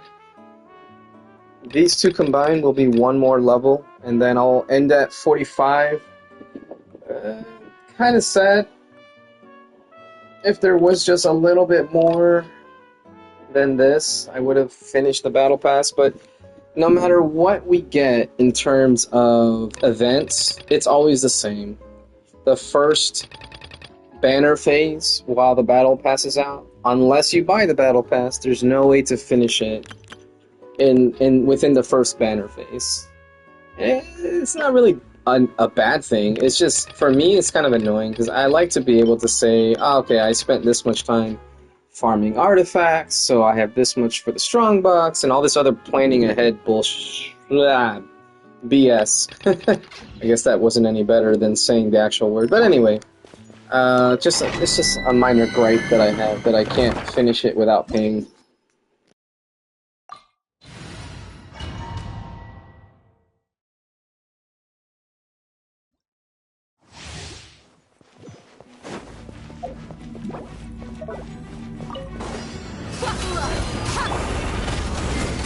Eyes on me!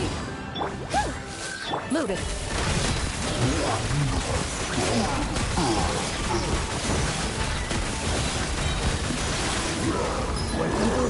Shoot on sight. You asked for it.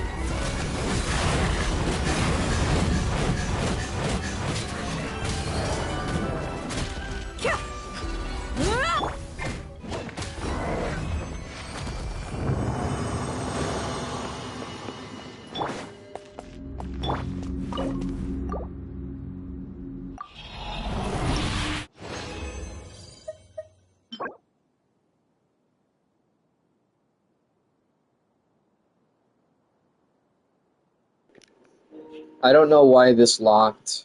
I feel like maybe I have it on all elemental damage bonus, and then I probably chose attack and HP substats. But that's unfortunate because I wouldn't have really wanted to lock this. I'm still gonna try it out. Xingqiu can use this off as an off piece, and so can Ayato. I just need crit damage. Meanwhile, I got a defense goblet. Yay. Yay.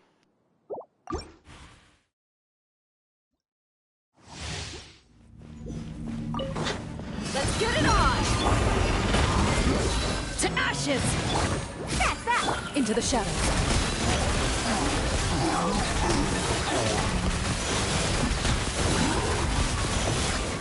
Time to testify. You're dead meat!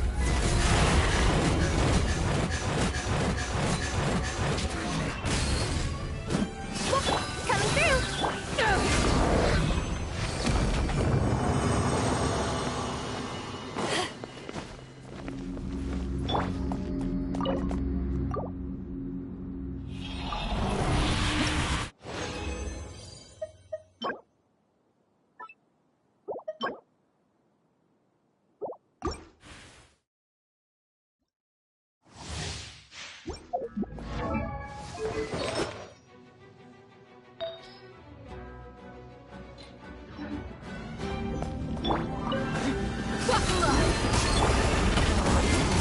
Power that ended Python!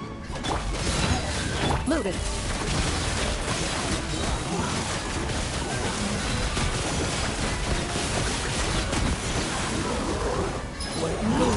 Shoot on sight.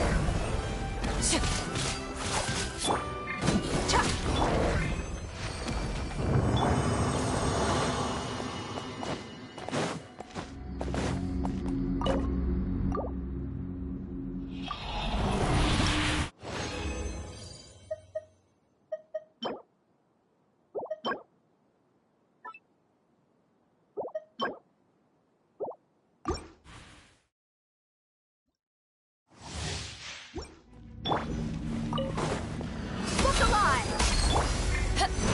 To ashes!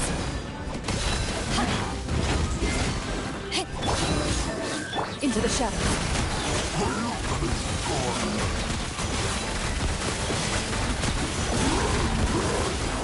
Time to testify. That's that!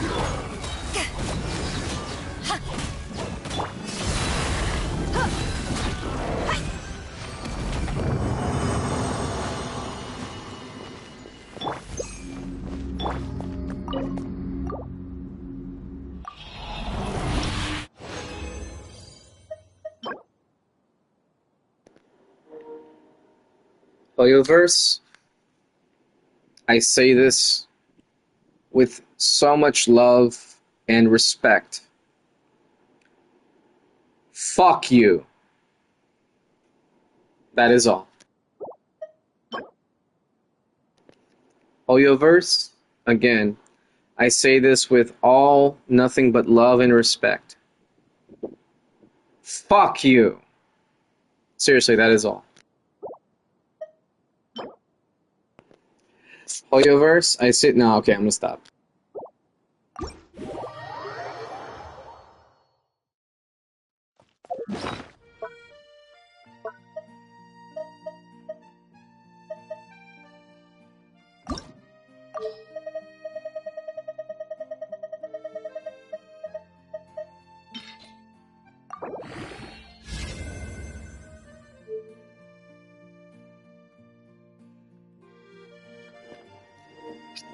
Even if I somehow got Mualani earlier when I was doing pulls on this banner, this would not have been a good off-piece goblet just because it has crit rate instead of crit damage. And she doesn't scale with attack percent anyway, but the EM and energy recharge would have been appreciated, but the fact that it has attack percent and crit rate kind of ruined it. And now I can't use this on anybody else. I don't really play Ayato. And he has a decent goblet already. This is such a letdown, man. Really high crit rate, too. Like, that was good. And the energy recharge roll wasn't terrible. Like, it was nearly max roll. I think 6.5 or something is max roll. So this wasn't bad. It's just... why did it give me EM, man?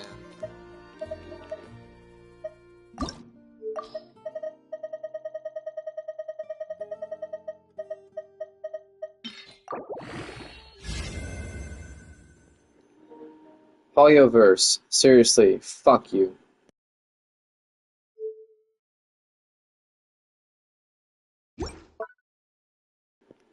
$7.8 crit damage. Max roll. Another nearly max roll energy recharge. But that damn flat defense. Every time I see it, I just know the piece is gonna be garbage.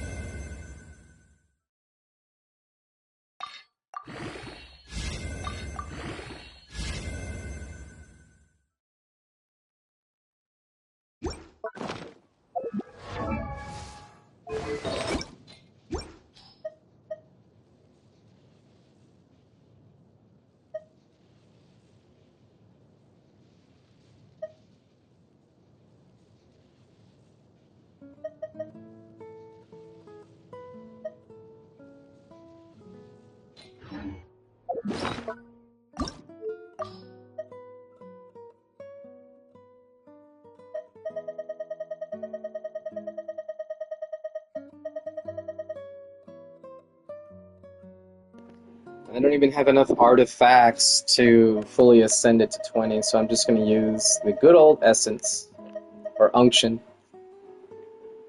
This essence. I don't want to use my essence on this crap. Alright. No times 2, huh? Yeah, thanks, Hoyoverse. Still no times 2. Whoops. No! There we go. Alright, come on. Give me a times 2!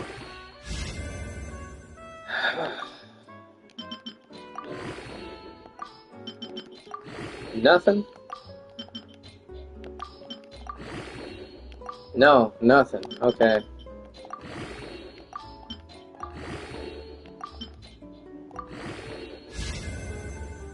Hey, it hit crit rate, and it has attack percent, and I mean, yay, flat attack, I guess.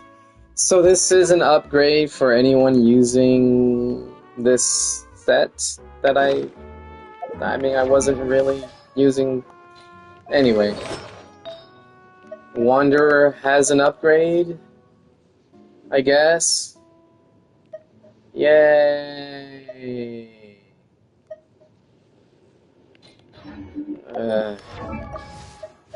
Why can't I get that for Whimsy, man? Why is it behind this one?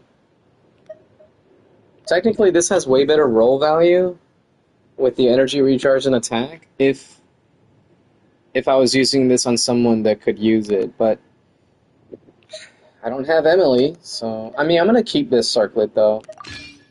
And I'll switch to this one. What's this crit rate? Okay, well, at least he's now above 70. And it's not like I was using the best weapon or anything like that, so... There's that. But yeah, I'm just using 2-piece on my Wanderer anyways. What's the flower? Oh yeah!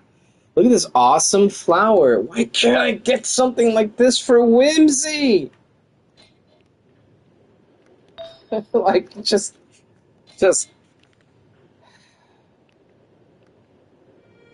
end it already. God. I've been in this domain for I don't know how long now. Actually, I do know how long. Since Arlecchino came out! I haven't farmed a single domain other than Whimsy since Arlecchino came out. That was 4.6. And we're still doing it. Even today.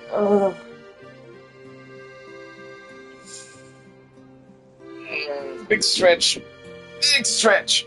Okay, so that's gonna be it for me for now.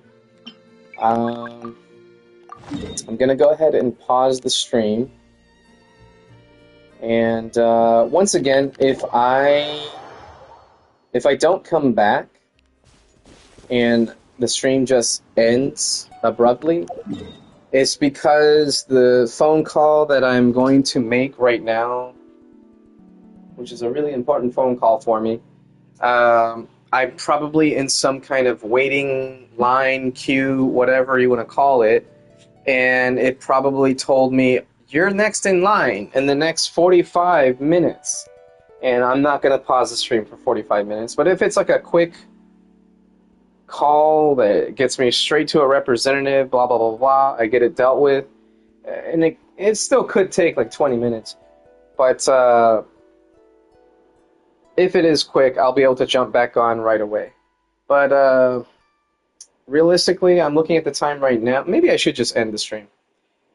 It's right now my time 2:15, and if this call takes 20 minutes, then I'll probably stream for another hour. But if the call takes a little bit longer, or I feel like it's taking too long, I'm just gonna end the call or end the stream, and then I'll go touch grass. Yay! That's actually why I'm so tired and sore. It's because I've been exercising. Because that's a good thing to do. You should exercise. So yeah, I'll probably stream for another hour if the call's quick. Ended at about 3:30, and then go exercise.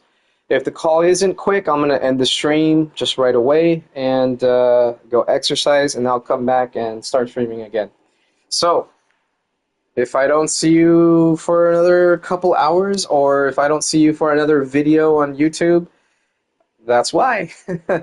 So if you're watching this later on YouTube, maybe look for another one right after this, and that will be the continuation of this stream or of this video. All right, gonna pause it right now, but if I end up ending the stream abruptly again, it's because of the circumstance. So just in case, I'm gonna say for all those watching, thank you for watching. Stay happy and healthy. Have fun and have a good day, afternoon, or night, depending on what time you're watching. Take care. Peace out.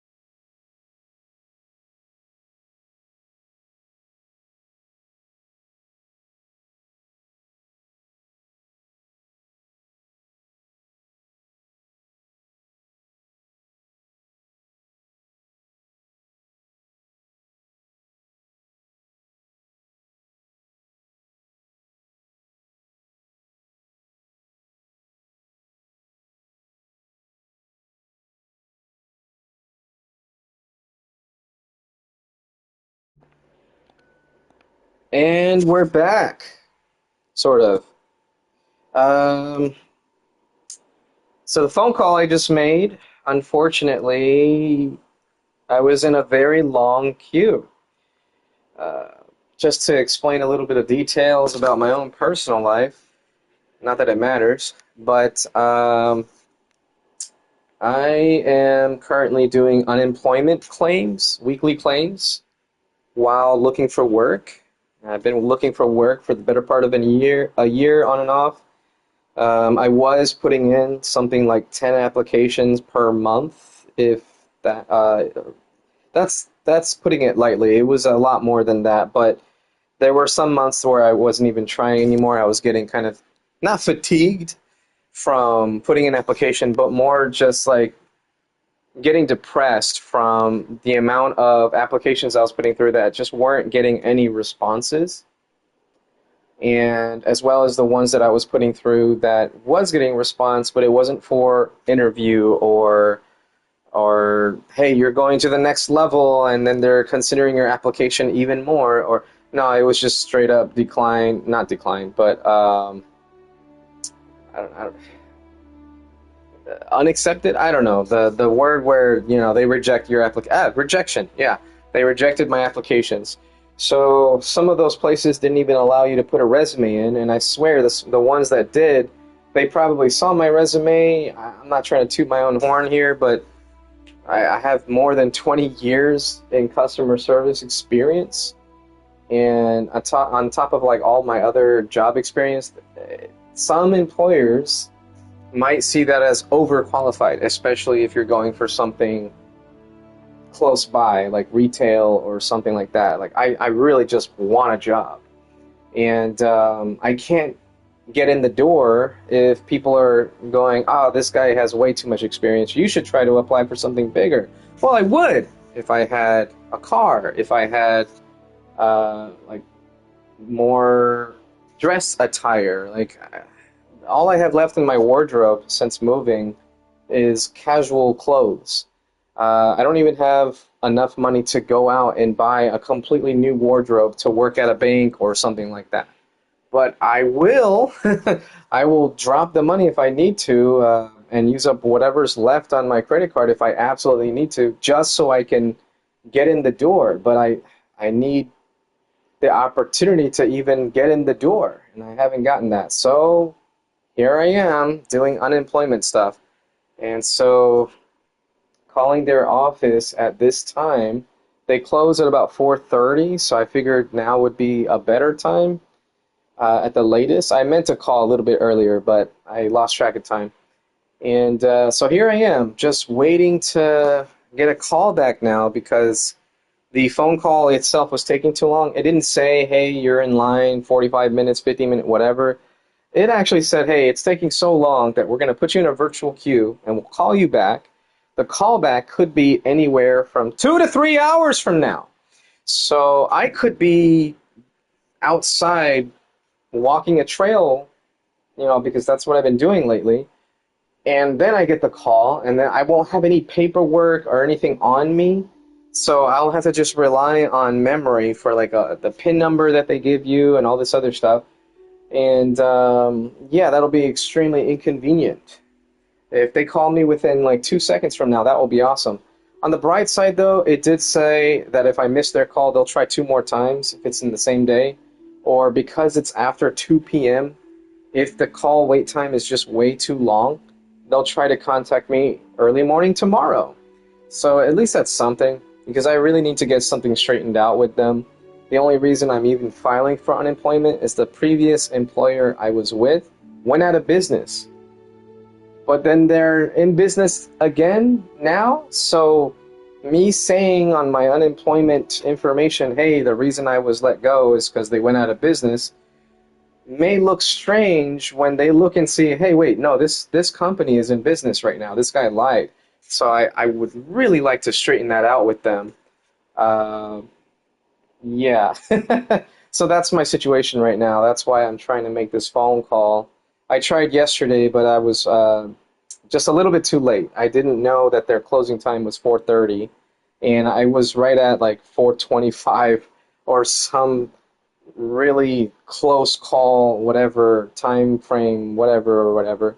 And it was like our office is now closed, and I was like, oh, that's wonderful. 4:30. I was expecting, maybe 6 o'clock, but yeah, no, 4:30. They're strict. They close early. I kind of want to work for them. Those are some good hours. Okay, that's stupid. Anyway, so that's my situation. So I'm gonna go back to elite farming, and I will continue to keep myself muted in the meantime while I'm doing this resinless behavior. But if you join me after and you have questions, feel free to ask. I will get back on the mic and answer those questions to the best of my ability. That is all. Muting myself right now.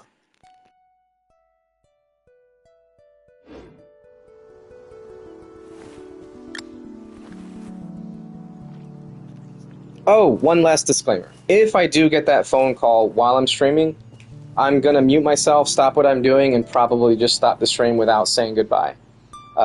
Because I really need to make sure I'm ready for that phone call.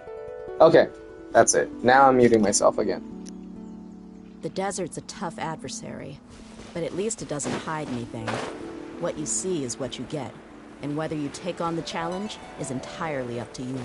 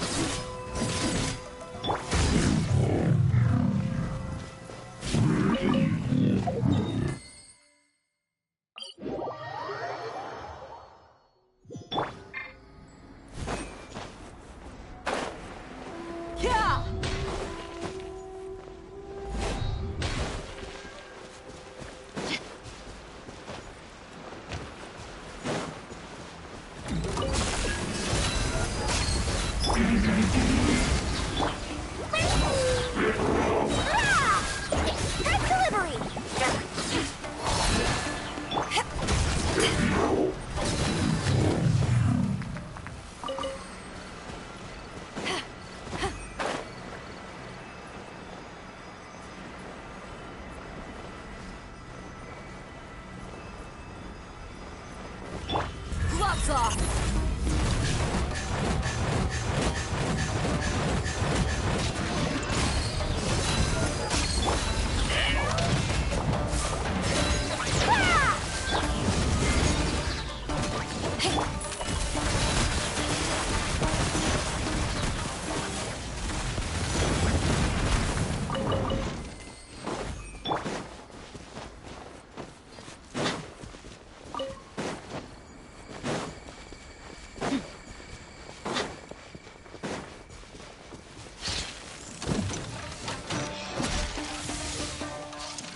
Look alive!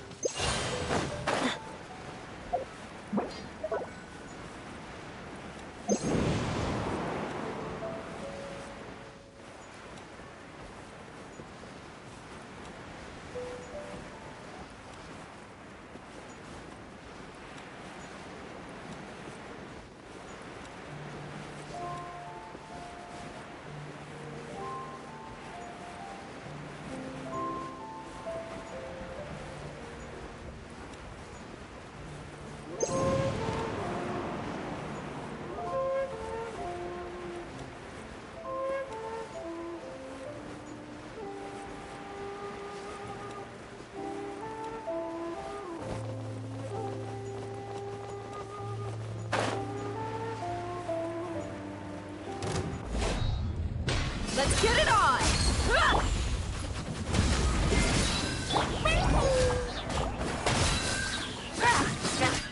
Sign here, please!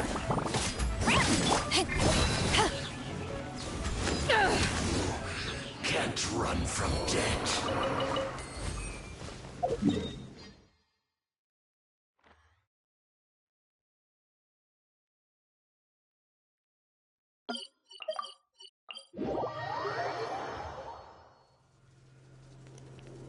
Ah, I'm so sad. I doubted myself. There was an agent right over here. It was right over here. Oh, how'd I miss that? Dues. Buckle up!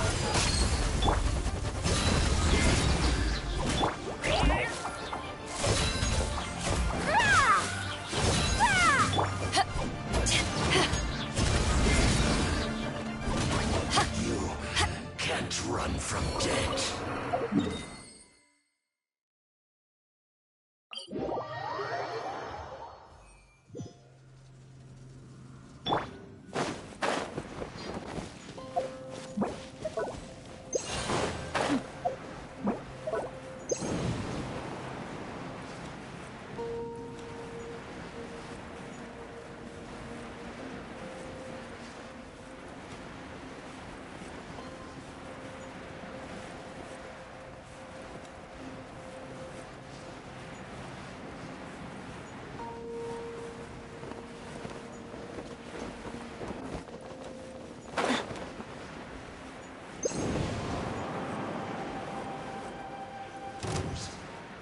Yeah! Look alive! Hi!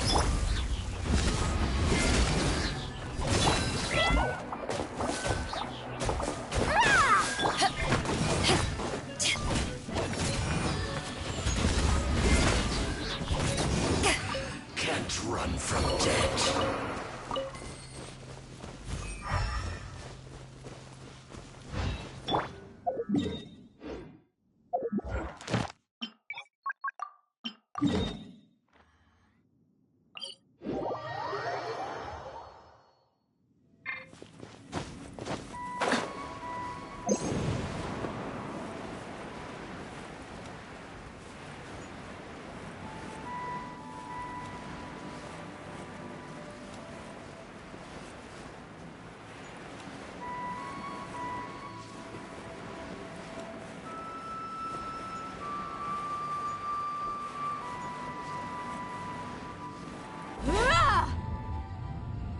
Buckle up!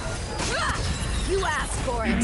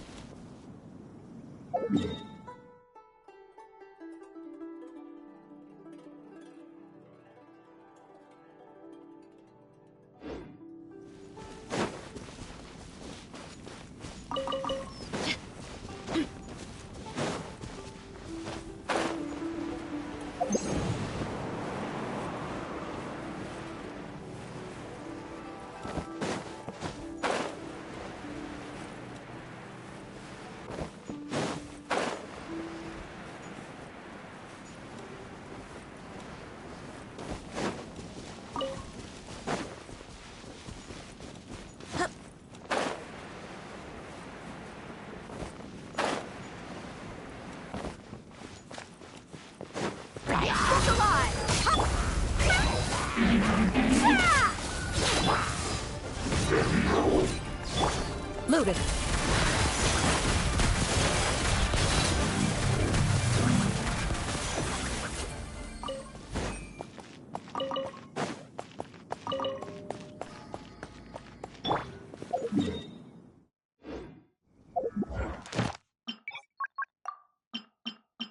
To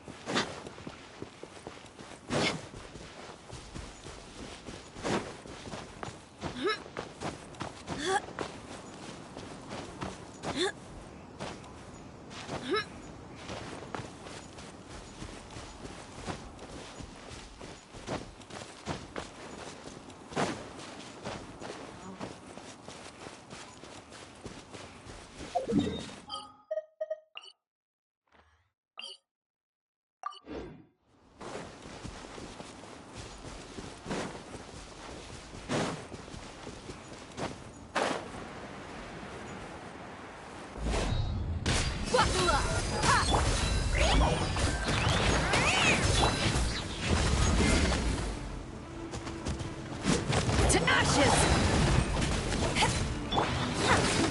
Service with a smile!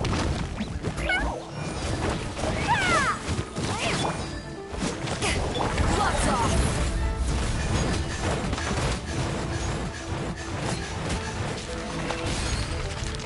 Let's get it on!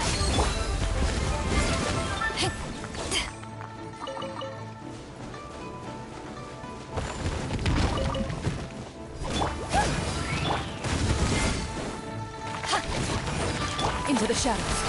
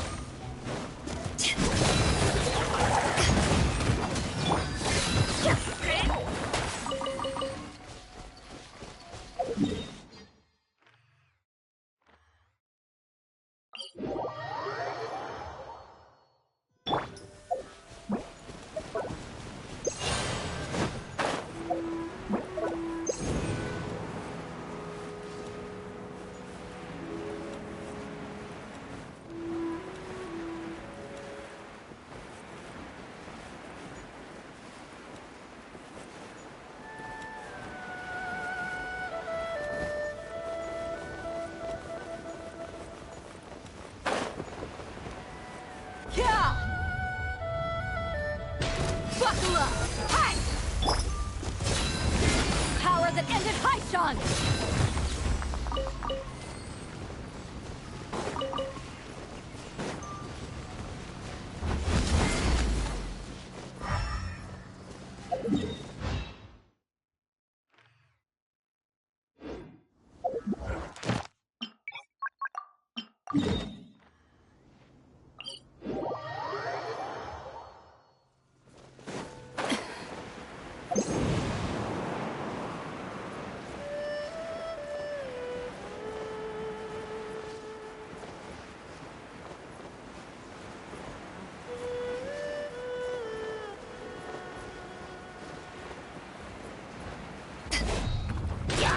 Look alive! Ha! You're dead meat!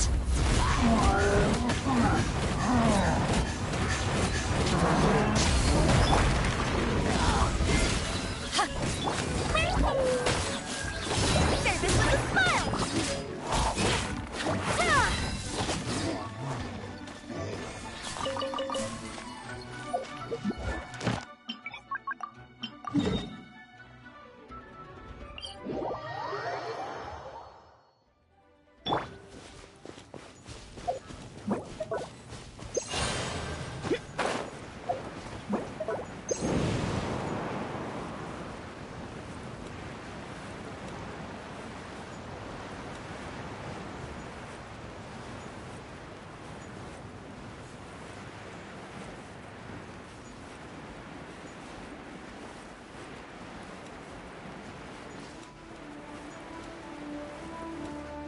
Ha!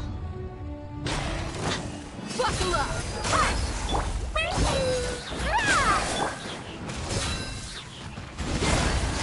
To ashes!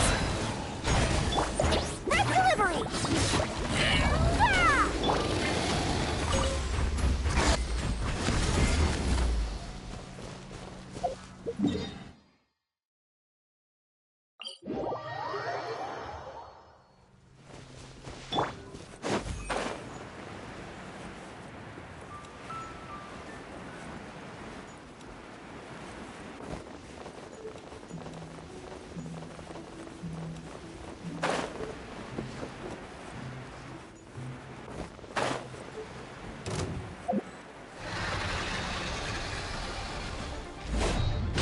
Look alive! Ha!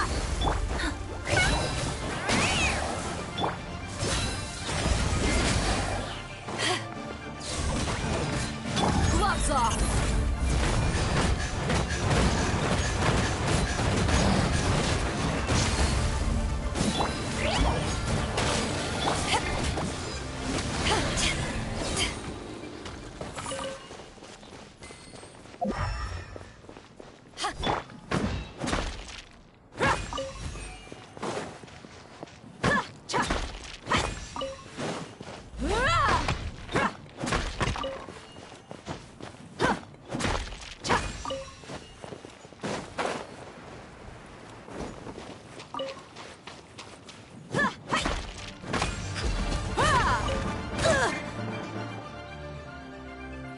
Buckle up!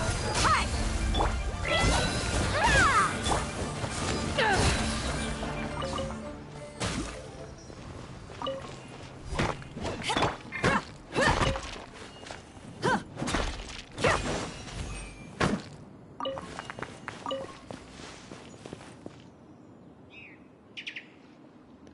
Okay, seriously, why does Dia miss some of her normal attacks? Like, now I'm getting it consistently, but when I chain the attacks together, she misses consistently. It's weird. Now I'm getting all of them, like, I can't really show it. Look alive! Ha! Oh, come on, I was right on top of the dang flame.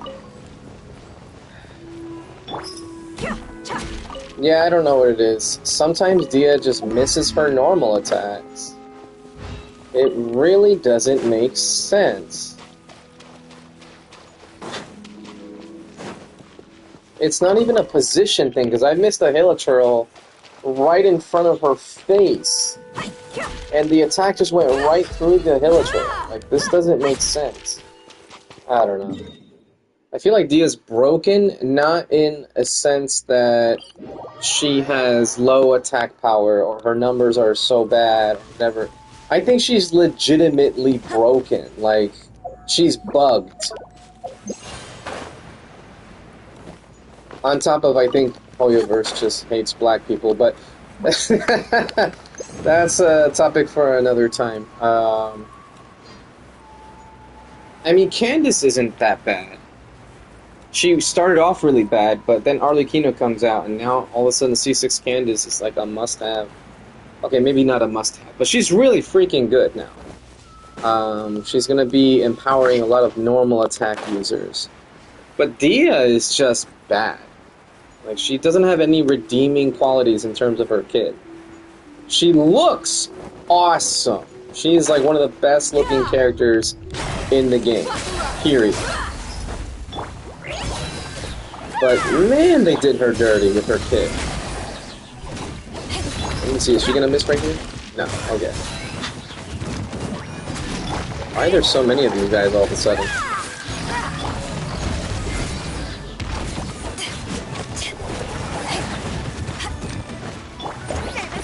Okay, you guys can stop that now. Oh, that other one went underground!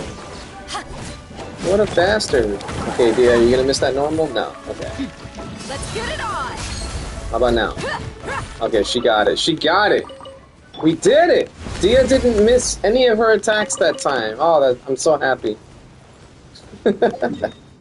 Let's not mention the fact that if you're proccing her skill on a flying opponent, it doesn't actually hit the flying opponent. Like, if they're too large, or if they're in the air, it misses. Even if you hit them with a melee attack, that's not a ranged attack. Her skill doesn't reach high enough to hit some targets. So that's really sad. Man, Dia really got the crap out of the stick with this game. Such a cool character, too. Like, her design isn't bad. Her skill, honestly, they need to make it proc more often. That would help immensely with her pyro application. Instead of relying on a Dendro unit to be in her team, to also reliably, you know, cause a pyro aura on a target. Eyes on me! Moving. But, yeah, what do I know? I'm just some random guy. I'm not a game designer. But yeah, that would help immensely. Just having her skill proc more often with, I don't know, the same ICD as Xiangling or something. Then she could be a more skill-focused character rather than burst. Her burst is awesome, but you can't proc anything with it, like normal attacks. There, to my knowledge, there isn't anything in the game right now that says this procs off of burst attacks or skill attacks. Unlike, you know, Beidou, Yuan, Xingqiu, which all of their bursts proc off of normal attacks. She can be used in tandem with other units that proc off of normals. But that's not really saying much. Okay, let's see if Dia can kill our Cryo Slime. Okay. Let me get that flower. Alright. She can be used in tandem with normal attackers, though, as I was saying. She can use her skill, go off field, whatever. And this is why I think that they should have focused more of their attention on her skill rather than her burst. Her burst can't be used and then go off field. Her skill can. So it's like, there's really no point in bursting. At least with characters like, say, Kuki Shinobu, they skill and they can burst and then go right off field. The burst remains, even if it's a short amount of time, it remains while you switch characters. Dia's burst, you know, she's not going to throw flame punches while off field. Or she's not going to give flame punches to your active character. That would have been so cool, though, if she had a similar kit to where she bursts, and then every time your active character does a normal attack, it throws like flame punches. Like you can see like a ghostly apparition or a ghostly Dia attacking from behind your active character, doing a fire punch. It would have been seen as like a Razor 3.0, I guess. Like Sino was Razor 2.0. But it would have been on your active character, not just on Dia herself. So that would have been really cool. Like, okay, you burst with Dia, maybe she throws a couple punches, and then her burst remains, you go off field, and it just remains. Thus giving you even more pyro application. That would have been really cool. Not being able to cancel it with a jump. That would have been really nice, because, you know, that's a thing. Like, why would I want to stop her burst early? Except to maybe get out of a really bad situation. But if that was the case, make it so that just normal attacking procs the animation instead of, you know, being stuck in an animation.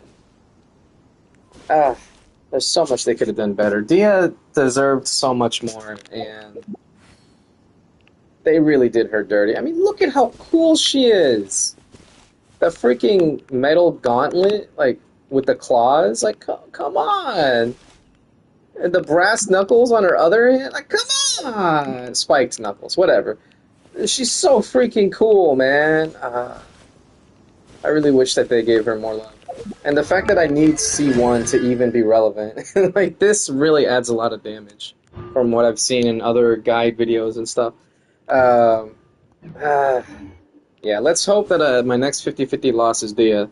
That way I immediately get a boost in damage. I can switch from HP Sands. Alright, enough ranting. Let's go on to the next target. Oh, wait, there's still Geo Vishaps? Huh, okay. Alright, let's go on to the next one.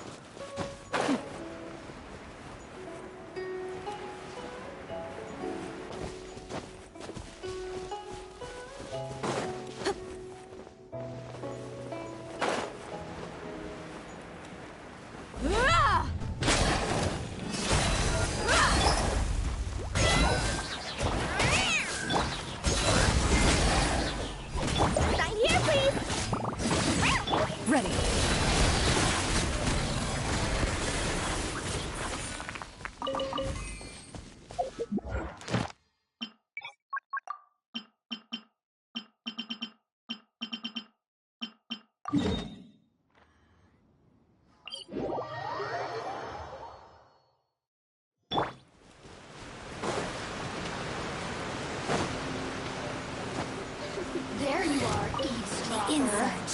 Let's get it on! The merrier. Over here!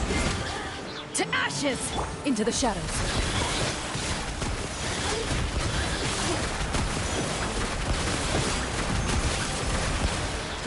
Coming through! Hunt them down. Winter shall eventually come.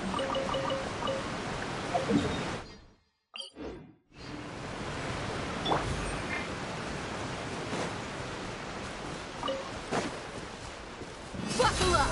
Ha! Ah! Service with a smile!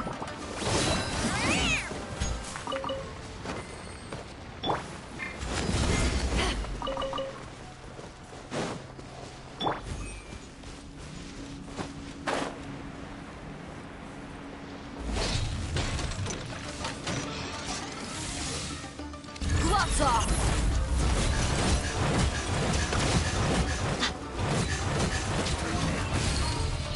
Let's get it on! Yep.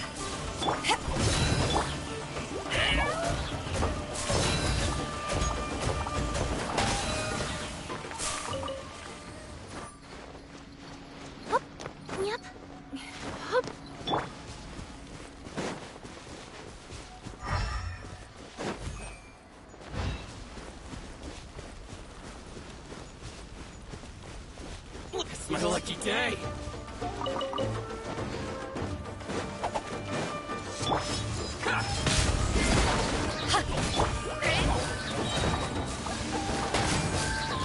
Sign here, please! Very high.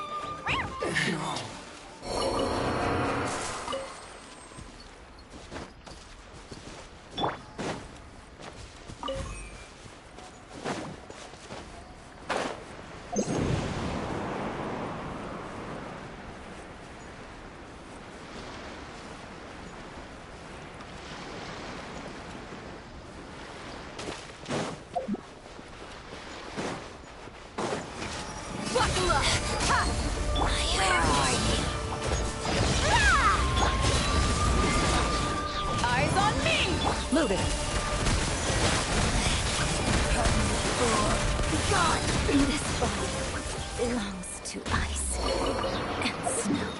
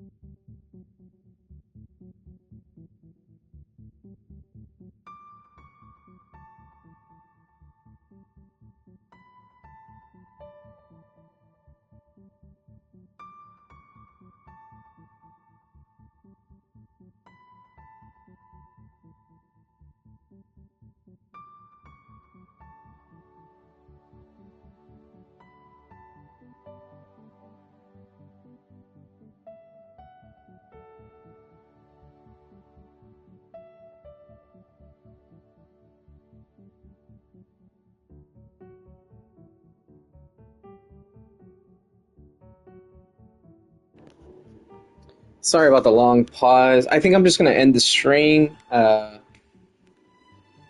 Was checking a few messages and then I got caught up in another person's stream. I didn't realize what I was doing. But yeah, I'm going to end stream right here because I'm about to go for a long ass walk and possibly use the... It's kind of like a park with an outdoor gym type deal. It has like different workout areas and stuff, so I might abuse those little workout areas. But yeah, I should have just stopped the stream a while ago, but I will continue it later on today for the resinless behavior. Really not much more to say about it. I'm probably gonna have enough resin to condense one more run of artifacts by the time I get back. So, or by the time I start streaming again. So I'll do that, and then I'll just continue hunting the elites. Just a recap, my Beto is 82 now. She is one of 4 characters that I have on my account that is 82. No one is higher than 82 currently, so I hope that she will be the first one, depending on how I do this like resinless stream behavior. Kirara is very close to 81. She's got less than 3,000 experience to go. Let me just kill one more elite and see how much XP it gives. I haven't been paying attention to that. I know when I do the gold ley lines, I get roughly about 20 from each enemy. And I think this will also give me 20. Yeah, that gave me 20 experience. So it seems like the non-elite enemies give at least 20. But I think the elite enemies only give 60. where I used to think that it was closer to 100. Oh, there's another set of specters. Let's get that eel. Looted.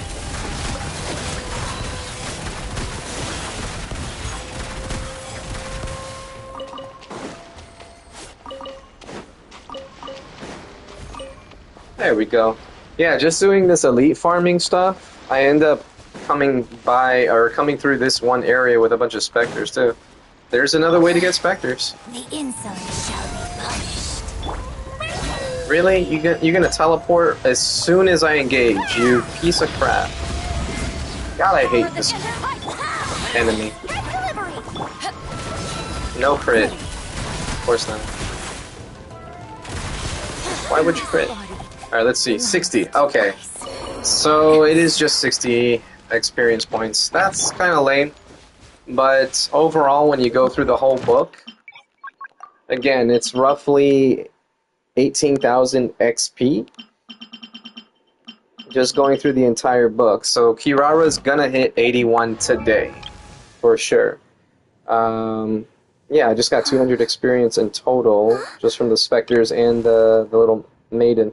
So yeah, she's gonna hit 81 for sure. Dea's almost halfway to 81. That's kind of impressive. And Beto's already at 8,000. So I mean, it is what it is. Once Claran gets 81, I think I might stick with Claran and get all the way to 82, so that she can be my 5th character, and then I might switch back to Arlecchino. But by the time that Claran gets to 82, we'll have already been on the Raiden banners, for sure. And Raiden's banner is going to include Chevreuse. It's been confirmed, thank God. Just go to notices and you'll see it. I can't... I hate that I can't show this because I'm not on a computer. I'm on PS5, so I can't show what I'm looking at right now. It opens up a new internet window.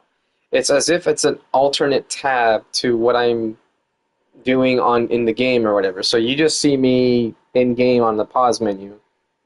But I'm actually looking at the event stuff. There was a new update, resources related to subsequent events, fiction issue whereby when indwelling the Yamkasaur and aiming, it is possible to tilt the game camera. Oh, okay, I already saw that a while back. There's an issue under specific circumstance whereby the duration of Milani and Kachina's special... Okay, that's been there for the whole time. Alright, so then you go to the event banners, and lo and behold, Kinich, Chevreuse, Sara, and Toma. And the funny thing is, with regards to Kinich, the only 4-star unit on this banner that you could say works with Kinich is Toma.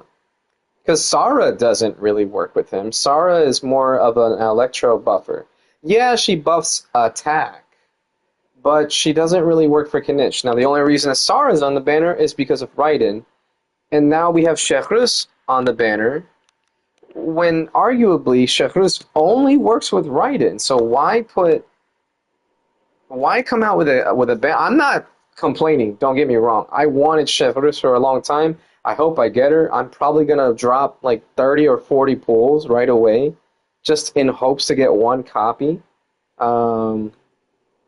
Especially if I don't get C3 Raiden within the first 10 pull going into the banner. But yeah, it's weird that they have Kinich, and he's essentially a burning unit. And I guess they're not going to run Xiangling or Bennett because they have back-to-back almost at this point. So yeah, it wouldn't make sense to run Xiangling here. But as far as other units, I mean, let me see. We have Xinyan right now on the banner and Bennett. And then for other 4-star units, let's do Pyro. We have Yang Fei. We have, well, we can't use Amber. Gaming was on a recent banner. You know what? I think Yan Fei was on a recent banner too, now that I think about it.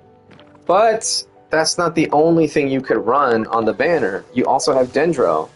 Kolei, I don't remember if she was recently on the banner or not. I know Kave was. Kirara could have been reran again. I know she was just in the recent event, but she could have been reran. Yao Yao also could have been reran here with Kimmich. She's an excellent Dendro applier from off-field, so she can keep the burning reaction going, for example. So yeah, they could have run One day they'll be able Yao to Yao find instead of Chevreuse, but I'll take the Chevreuse. Like, I need Chevreuse. I really want to see what kind of team I can make with her.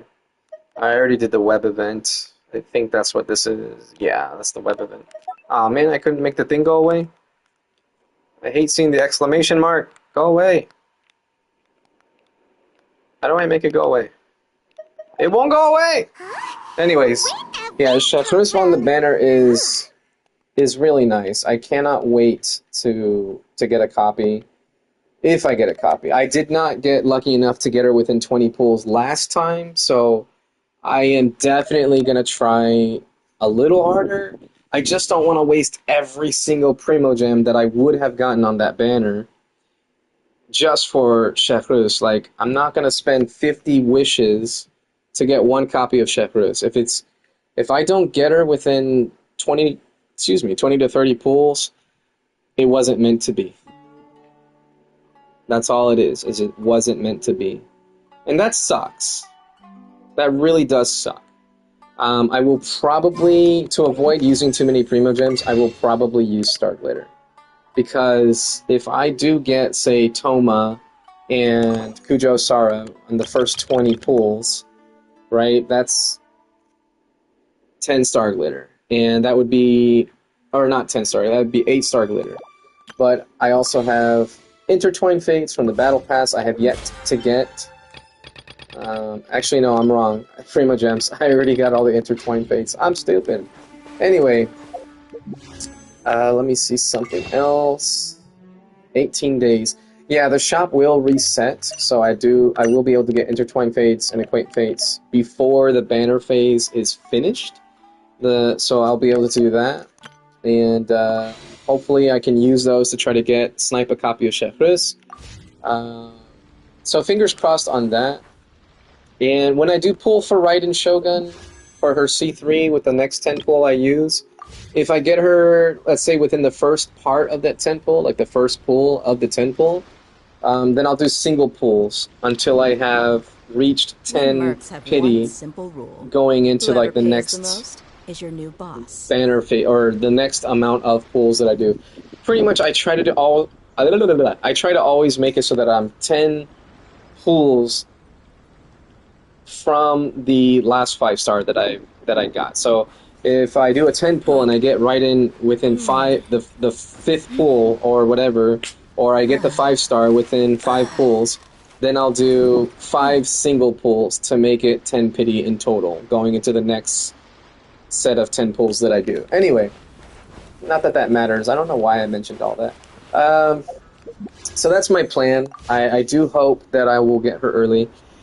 Chevreuse, I mean, not Raiden. Raiden will probably be within the next 10 pull. But Chevreuse, I really, really hope I get her early. I don't care about constellations at this point. I just want her. I just want the character. I don't even know what the constellations do. Let's go over it before I end stream. When the active character with the coordinated tactic status, not including Chevreuse herself, triggers the overload reaction, they will recover energy. This effect can be triggered once every 10 seconds. You must first unlock the passive talent Vanguard's coordinated attacks. Well, that's cool. Just restore energy to whoever procs the overload reaction. Yeah, so she really could work with Beto then. Okay, after holding short range, rapid interdiction fire and hitting a target, so that's her skill, 2 chain explosions will be triggered near the location where said target is hit. Short range, rapid introduction fire. Yeah, okay. And then ring of bursting grenades. Okay. So, 2 chain explosion will trigger the location where the target is hit. Each explosion will deal pyro damage, causes Chevreuse attack. This effect can be triggered up to once every 10 seconds, and the damage dealt this way is considered elemental skill damage. So she spreads her attacks, essentially doing more pyro application. Good to know. That's her skill. Okay. After Ring of Bursting Grenades, the hold mode of short-range rapid interdiction fire will not go on cooldown when Chevreuse uses it. So, okay, so at C4, you burst, and then you use her skill, and then you can use her skill again. This effect is removed after short-range rapid interdiction fires has been fired twice using hold or after 6 seconds. So you hold her skill after using burst, and then you use her skill again or hold it again. Whatever the case, you can use 2 skills. That's cool. That's really cool. So you burst skill, and you catch the first particles, and then you switch characters to catch the other particles on another character. That's pretty cool. That's really nice. That's like Arlecchino when she bursts skill. She gets a crap ton of particles that she then essentially feeds to other teammates just from getting them passively. That's nice. And then there's her burst going up 3 levels. And then her C6 after 12 seconds of the healing effect from short range rapid interdiction fire. That's weird that firing a gun heals your teammates, but whatever. All nearby party members recover HP equivalent to 10% of Chevreus's max HP. So, extra... Okay, so she already heals with it. After 12 seconds of the healing effect from her skill, all nearby party members recover HP equivalent to her max HP, 10% of her max HP. One time. Interesting. After a party member is healed by short-range rapid interdiction fire, they gain 20% pyro damage bonus and electro damage bonus for 8 seconds, max 3 stacks. Each stack duration is counted independently. See, that I don't like, the whole count it independently. Just reach 3 stacks and refresh the stacks every time, you get healed or whatever. But instead, it's like, okay, you get healed, 8 seconds, start the timer. You get healed 2 seconds later, okay, from the first heal, it's been 2 seconds.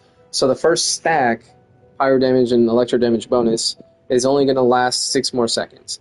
Then you get healed 2 seconds later, well, the first stack is now only going to last 4 seconds longer, but you're up to 3 stacks now, but the second stack is only going to last for 6 seconds. So you have 4 seconds to utilize 60% pyro damage bonus and electro damage bonus, and then it's gone. But unless her heal lasts for a long time, which I don't know because I don't have her, healing duration 12 seconds. So how often does it go off? Does it say? Shoulders quickly, shoulders and musket, fire discharge. Restore HP to your active character on the field. The amount healed is based on her max HP. It doesn't say. So unless I actually have Chevreuse or watch a video, I won't know what her heal capabilities are. Like, is it 1 tick per second, or is it like 1 heal every 2 seconds, or 1 heal every 3 seconds? Because, that could be a thing. I feel like it would be every 2 seconds. So at the very least,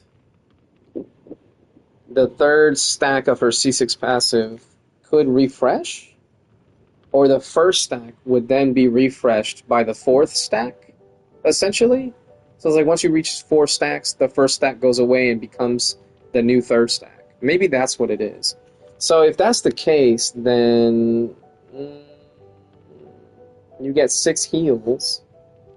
So you could possibly have this for the entire uptime, so for the whole 12-second duration. That's not bad, actually. HP regeneration over time. Yeah, that's not bad. Surging Blade interval. What is the Surging Blade? Enter aiming mode, locking a target in her sights to fire precise interdiction shot. Chevreuse has an overcharged ball that she will fire the overcharged ball instead, dealing greater pyro damage in a larger area.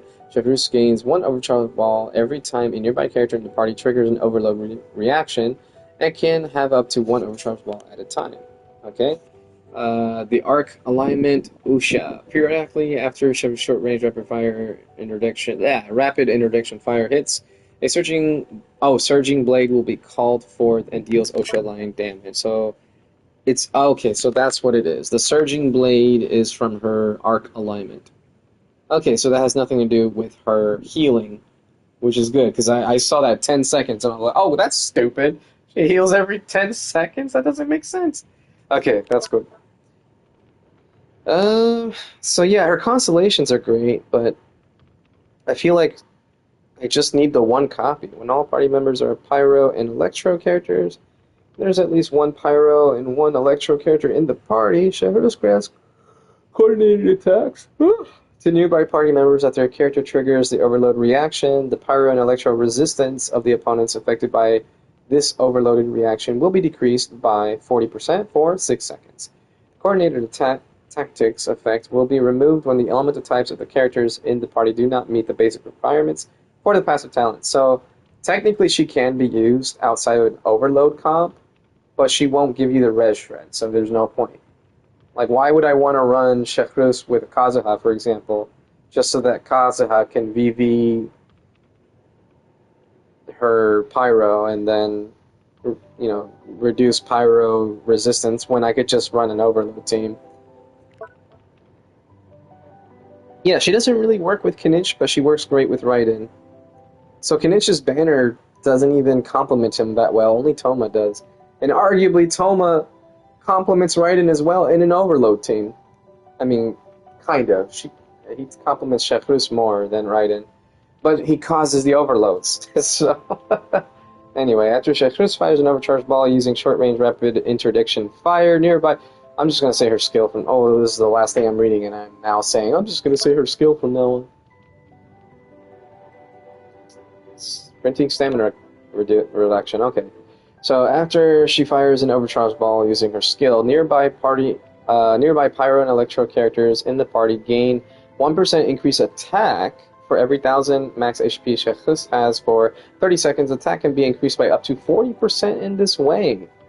Okay, so she wants 40%, okay, 40,000 HP. And then she can boost your party member's attack. I did not know that. So she doesn't even need to run something like Noblesse Oblige, because this just gives her the extra attack. So this talent is called Vertical Force Coordination, and this one's called Vanguard's Coordinated Tactics. Which constellation was it? When the character with the Coordinated Tactics status, not including Shadows or Cell, okay. Vanguard's Coordinated Tactics, okay. Cause an overloaded reaction. They will recover energy. So C1's like quality of life, I guess. C2 is damage and pyro application. C3 is her skill, so more damage. And then C4 is probably one of her best constellations in that she can use her skill more, funnel more pyro particles, stuff like that. And then C6 is where it's at. But honestly, if I'm not going for C4 or C6, I'm okay with just having C0. God, I hope I get Shechrus, man. Alright, I'm done for today. No, I'm kidding. I will be back later. But I'm done for now. I'm going to go get ready and go for a long, sweaty walk. My legs are already still sore from the last time I did that, but that's the point of this. You gotta feel the burn, right? You gotta get that exercise in. I gotta lose my beer belly because I hate seeing it. Anyway, funny enough, I'm actually a pretty skinny guy, but I just have this weird beer gut that just looks obnoxious when I look at the rest of me. But anyways, I got some pretty good calves though. Anyway, that's enough of that. You guys take it easy. If I don't see you again, have a great day, afternoon, or night, whatever time you're watching this. Have a lovely, have a lovely time pulling for your constellations or your characters. Wish you the best of luck on that. And stay happy, healthy, and have fun. Peace out.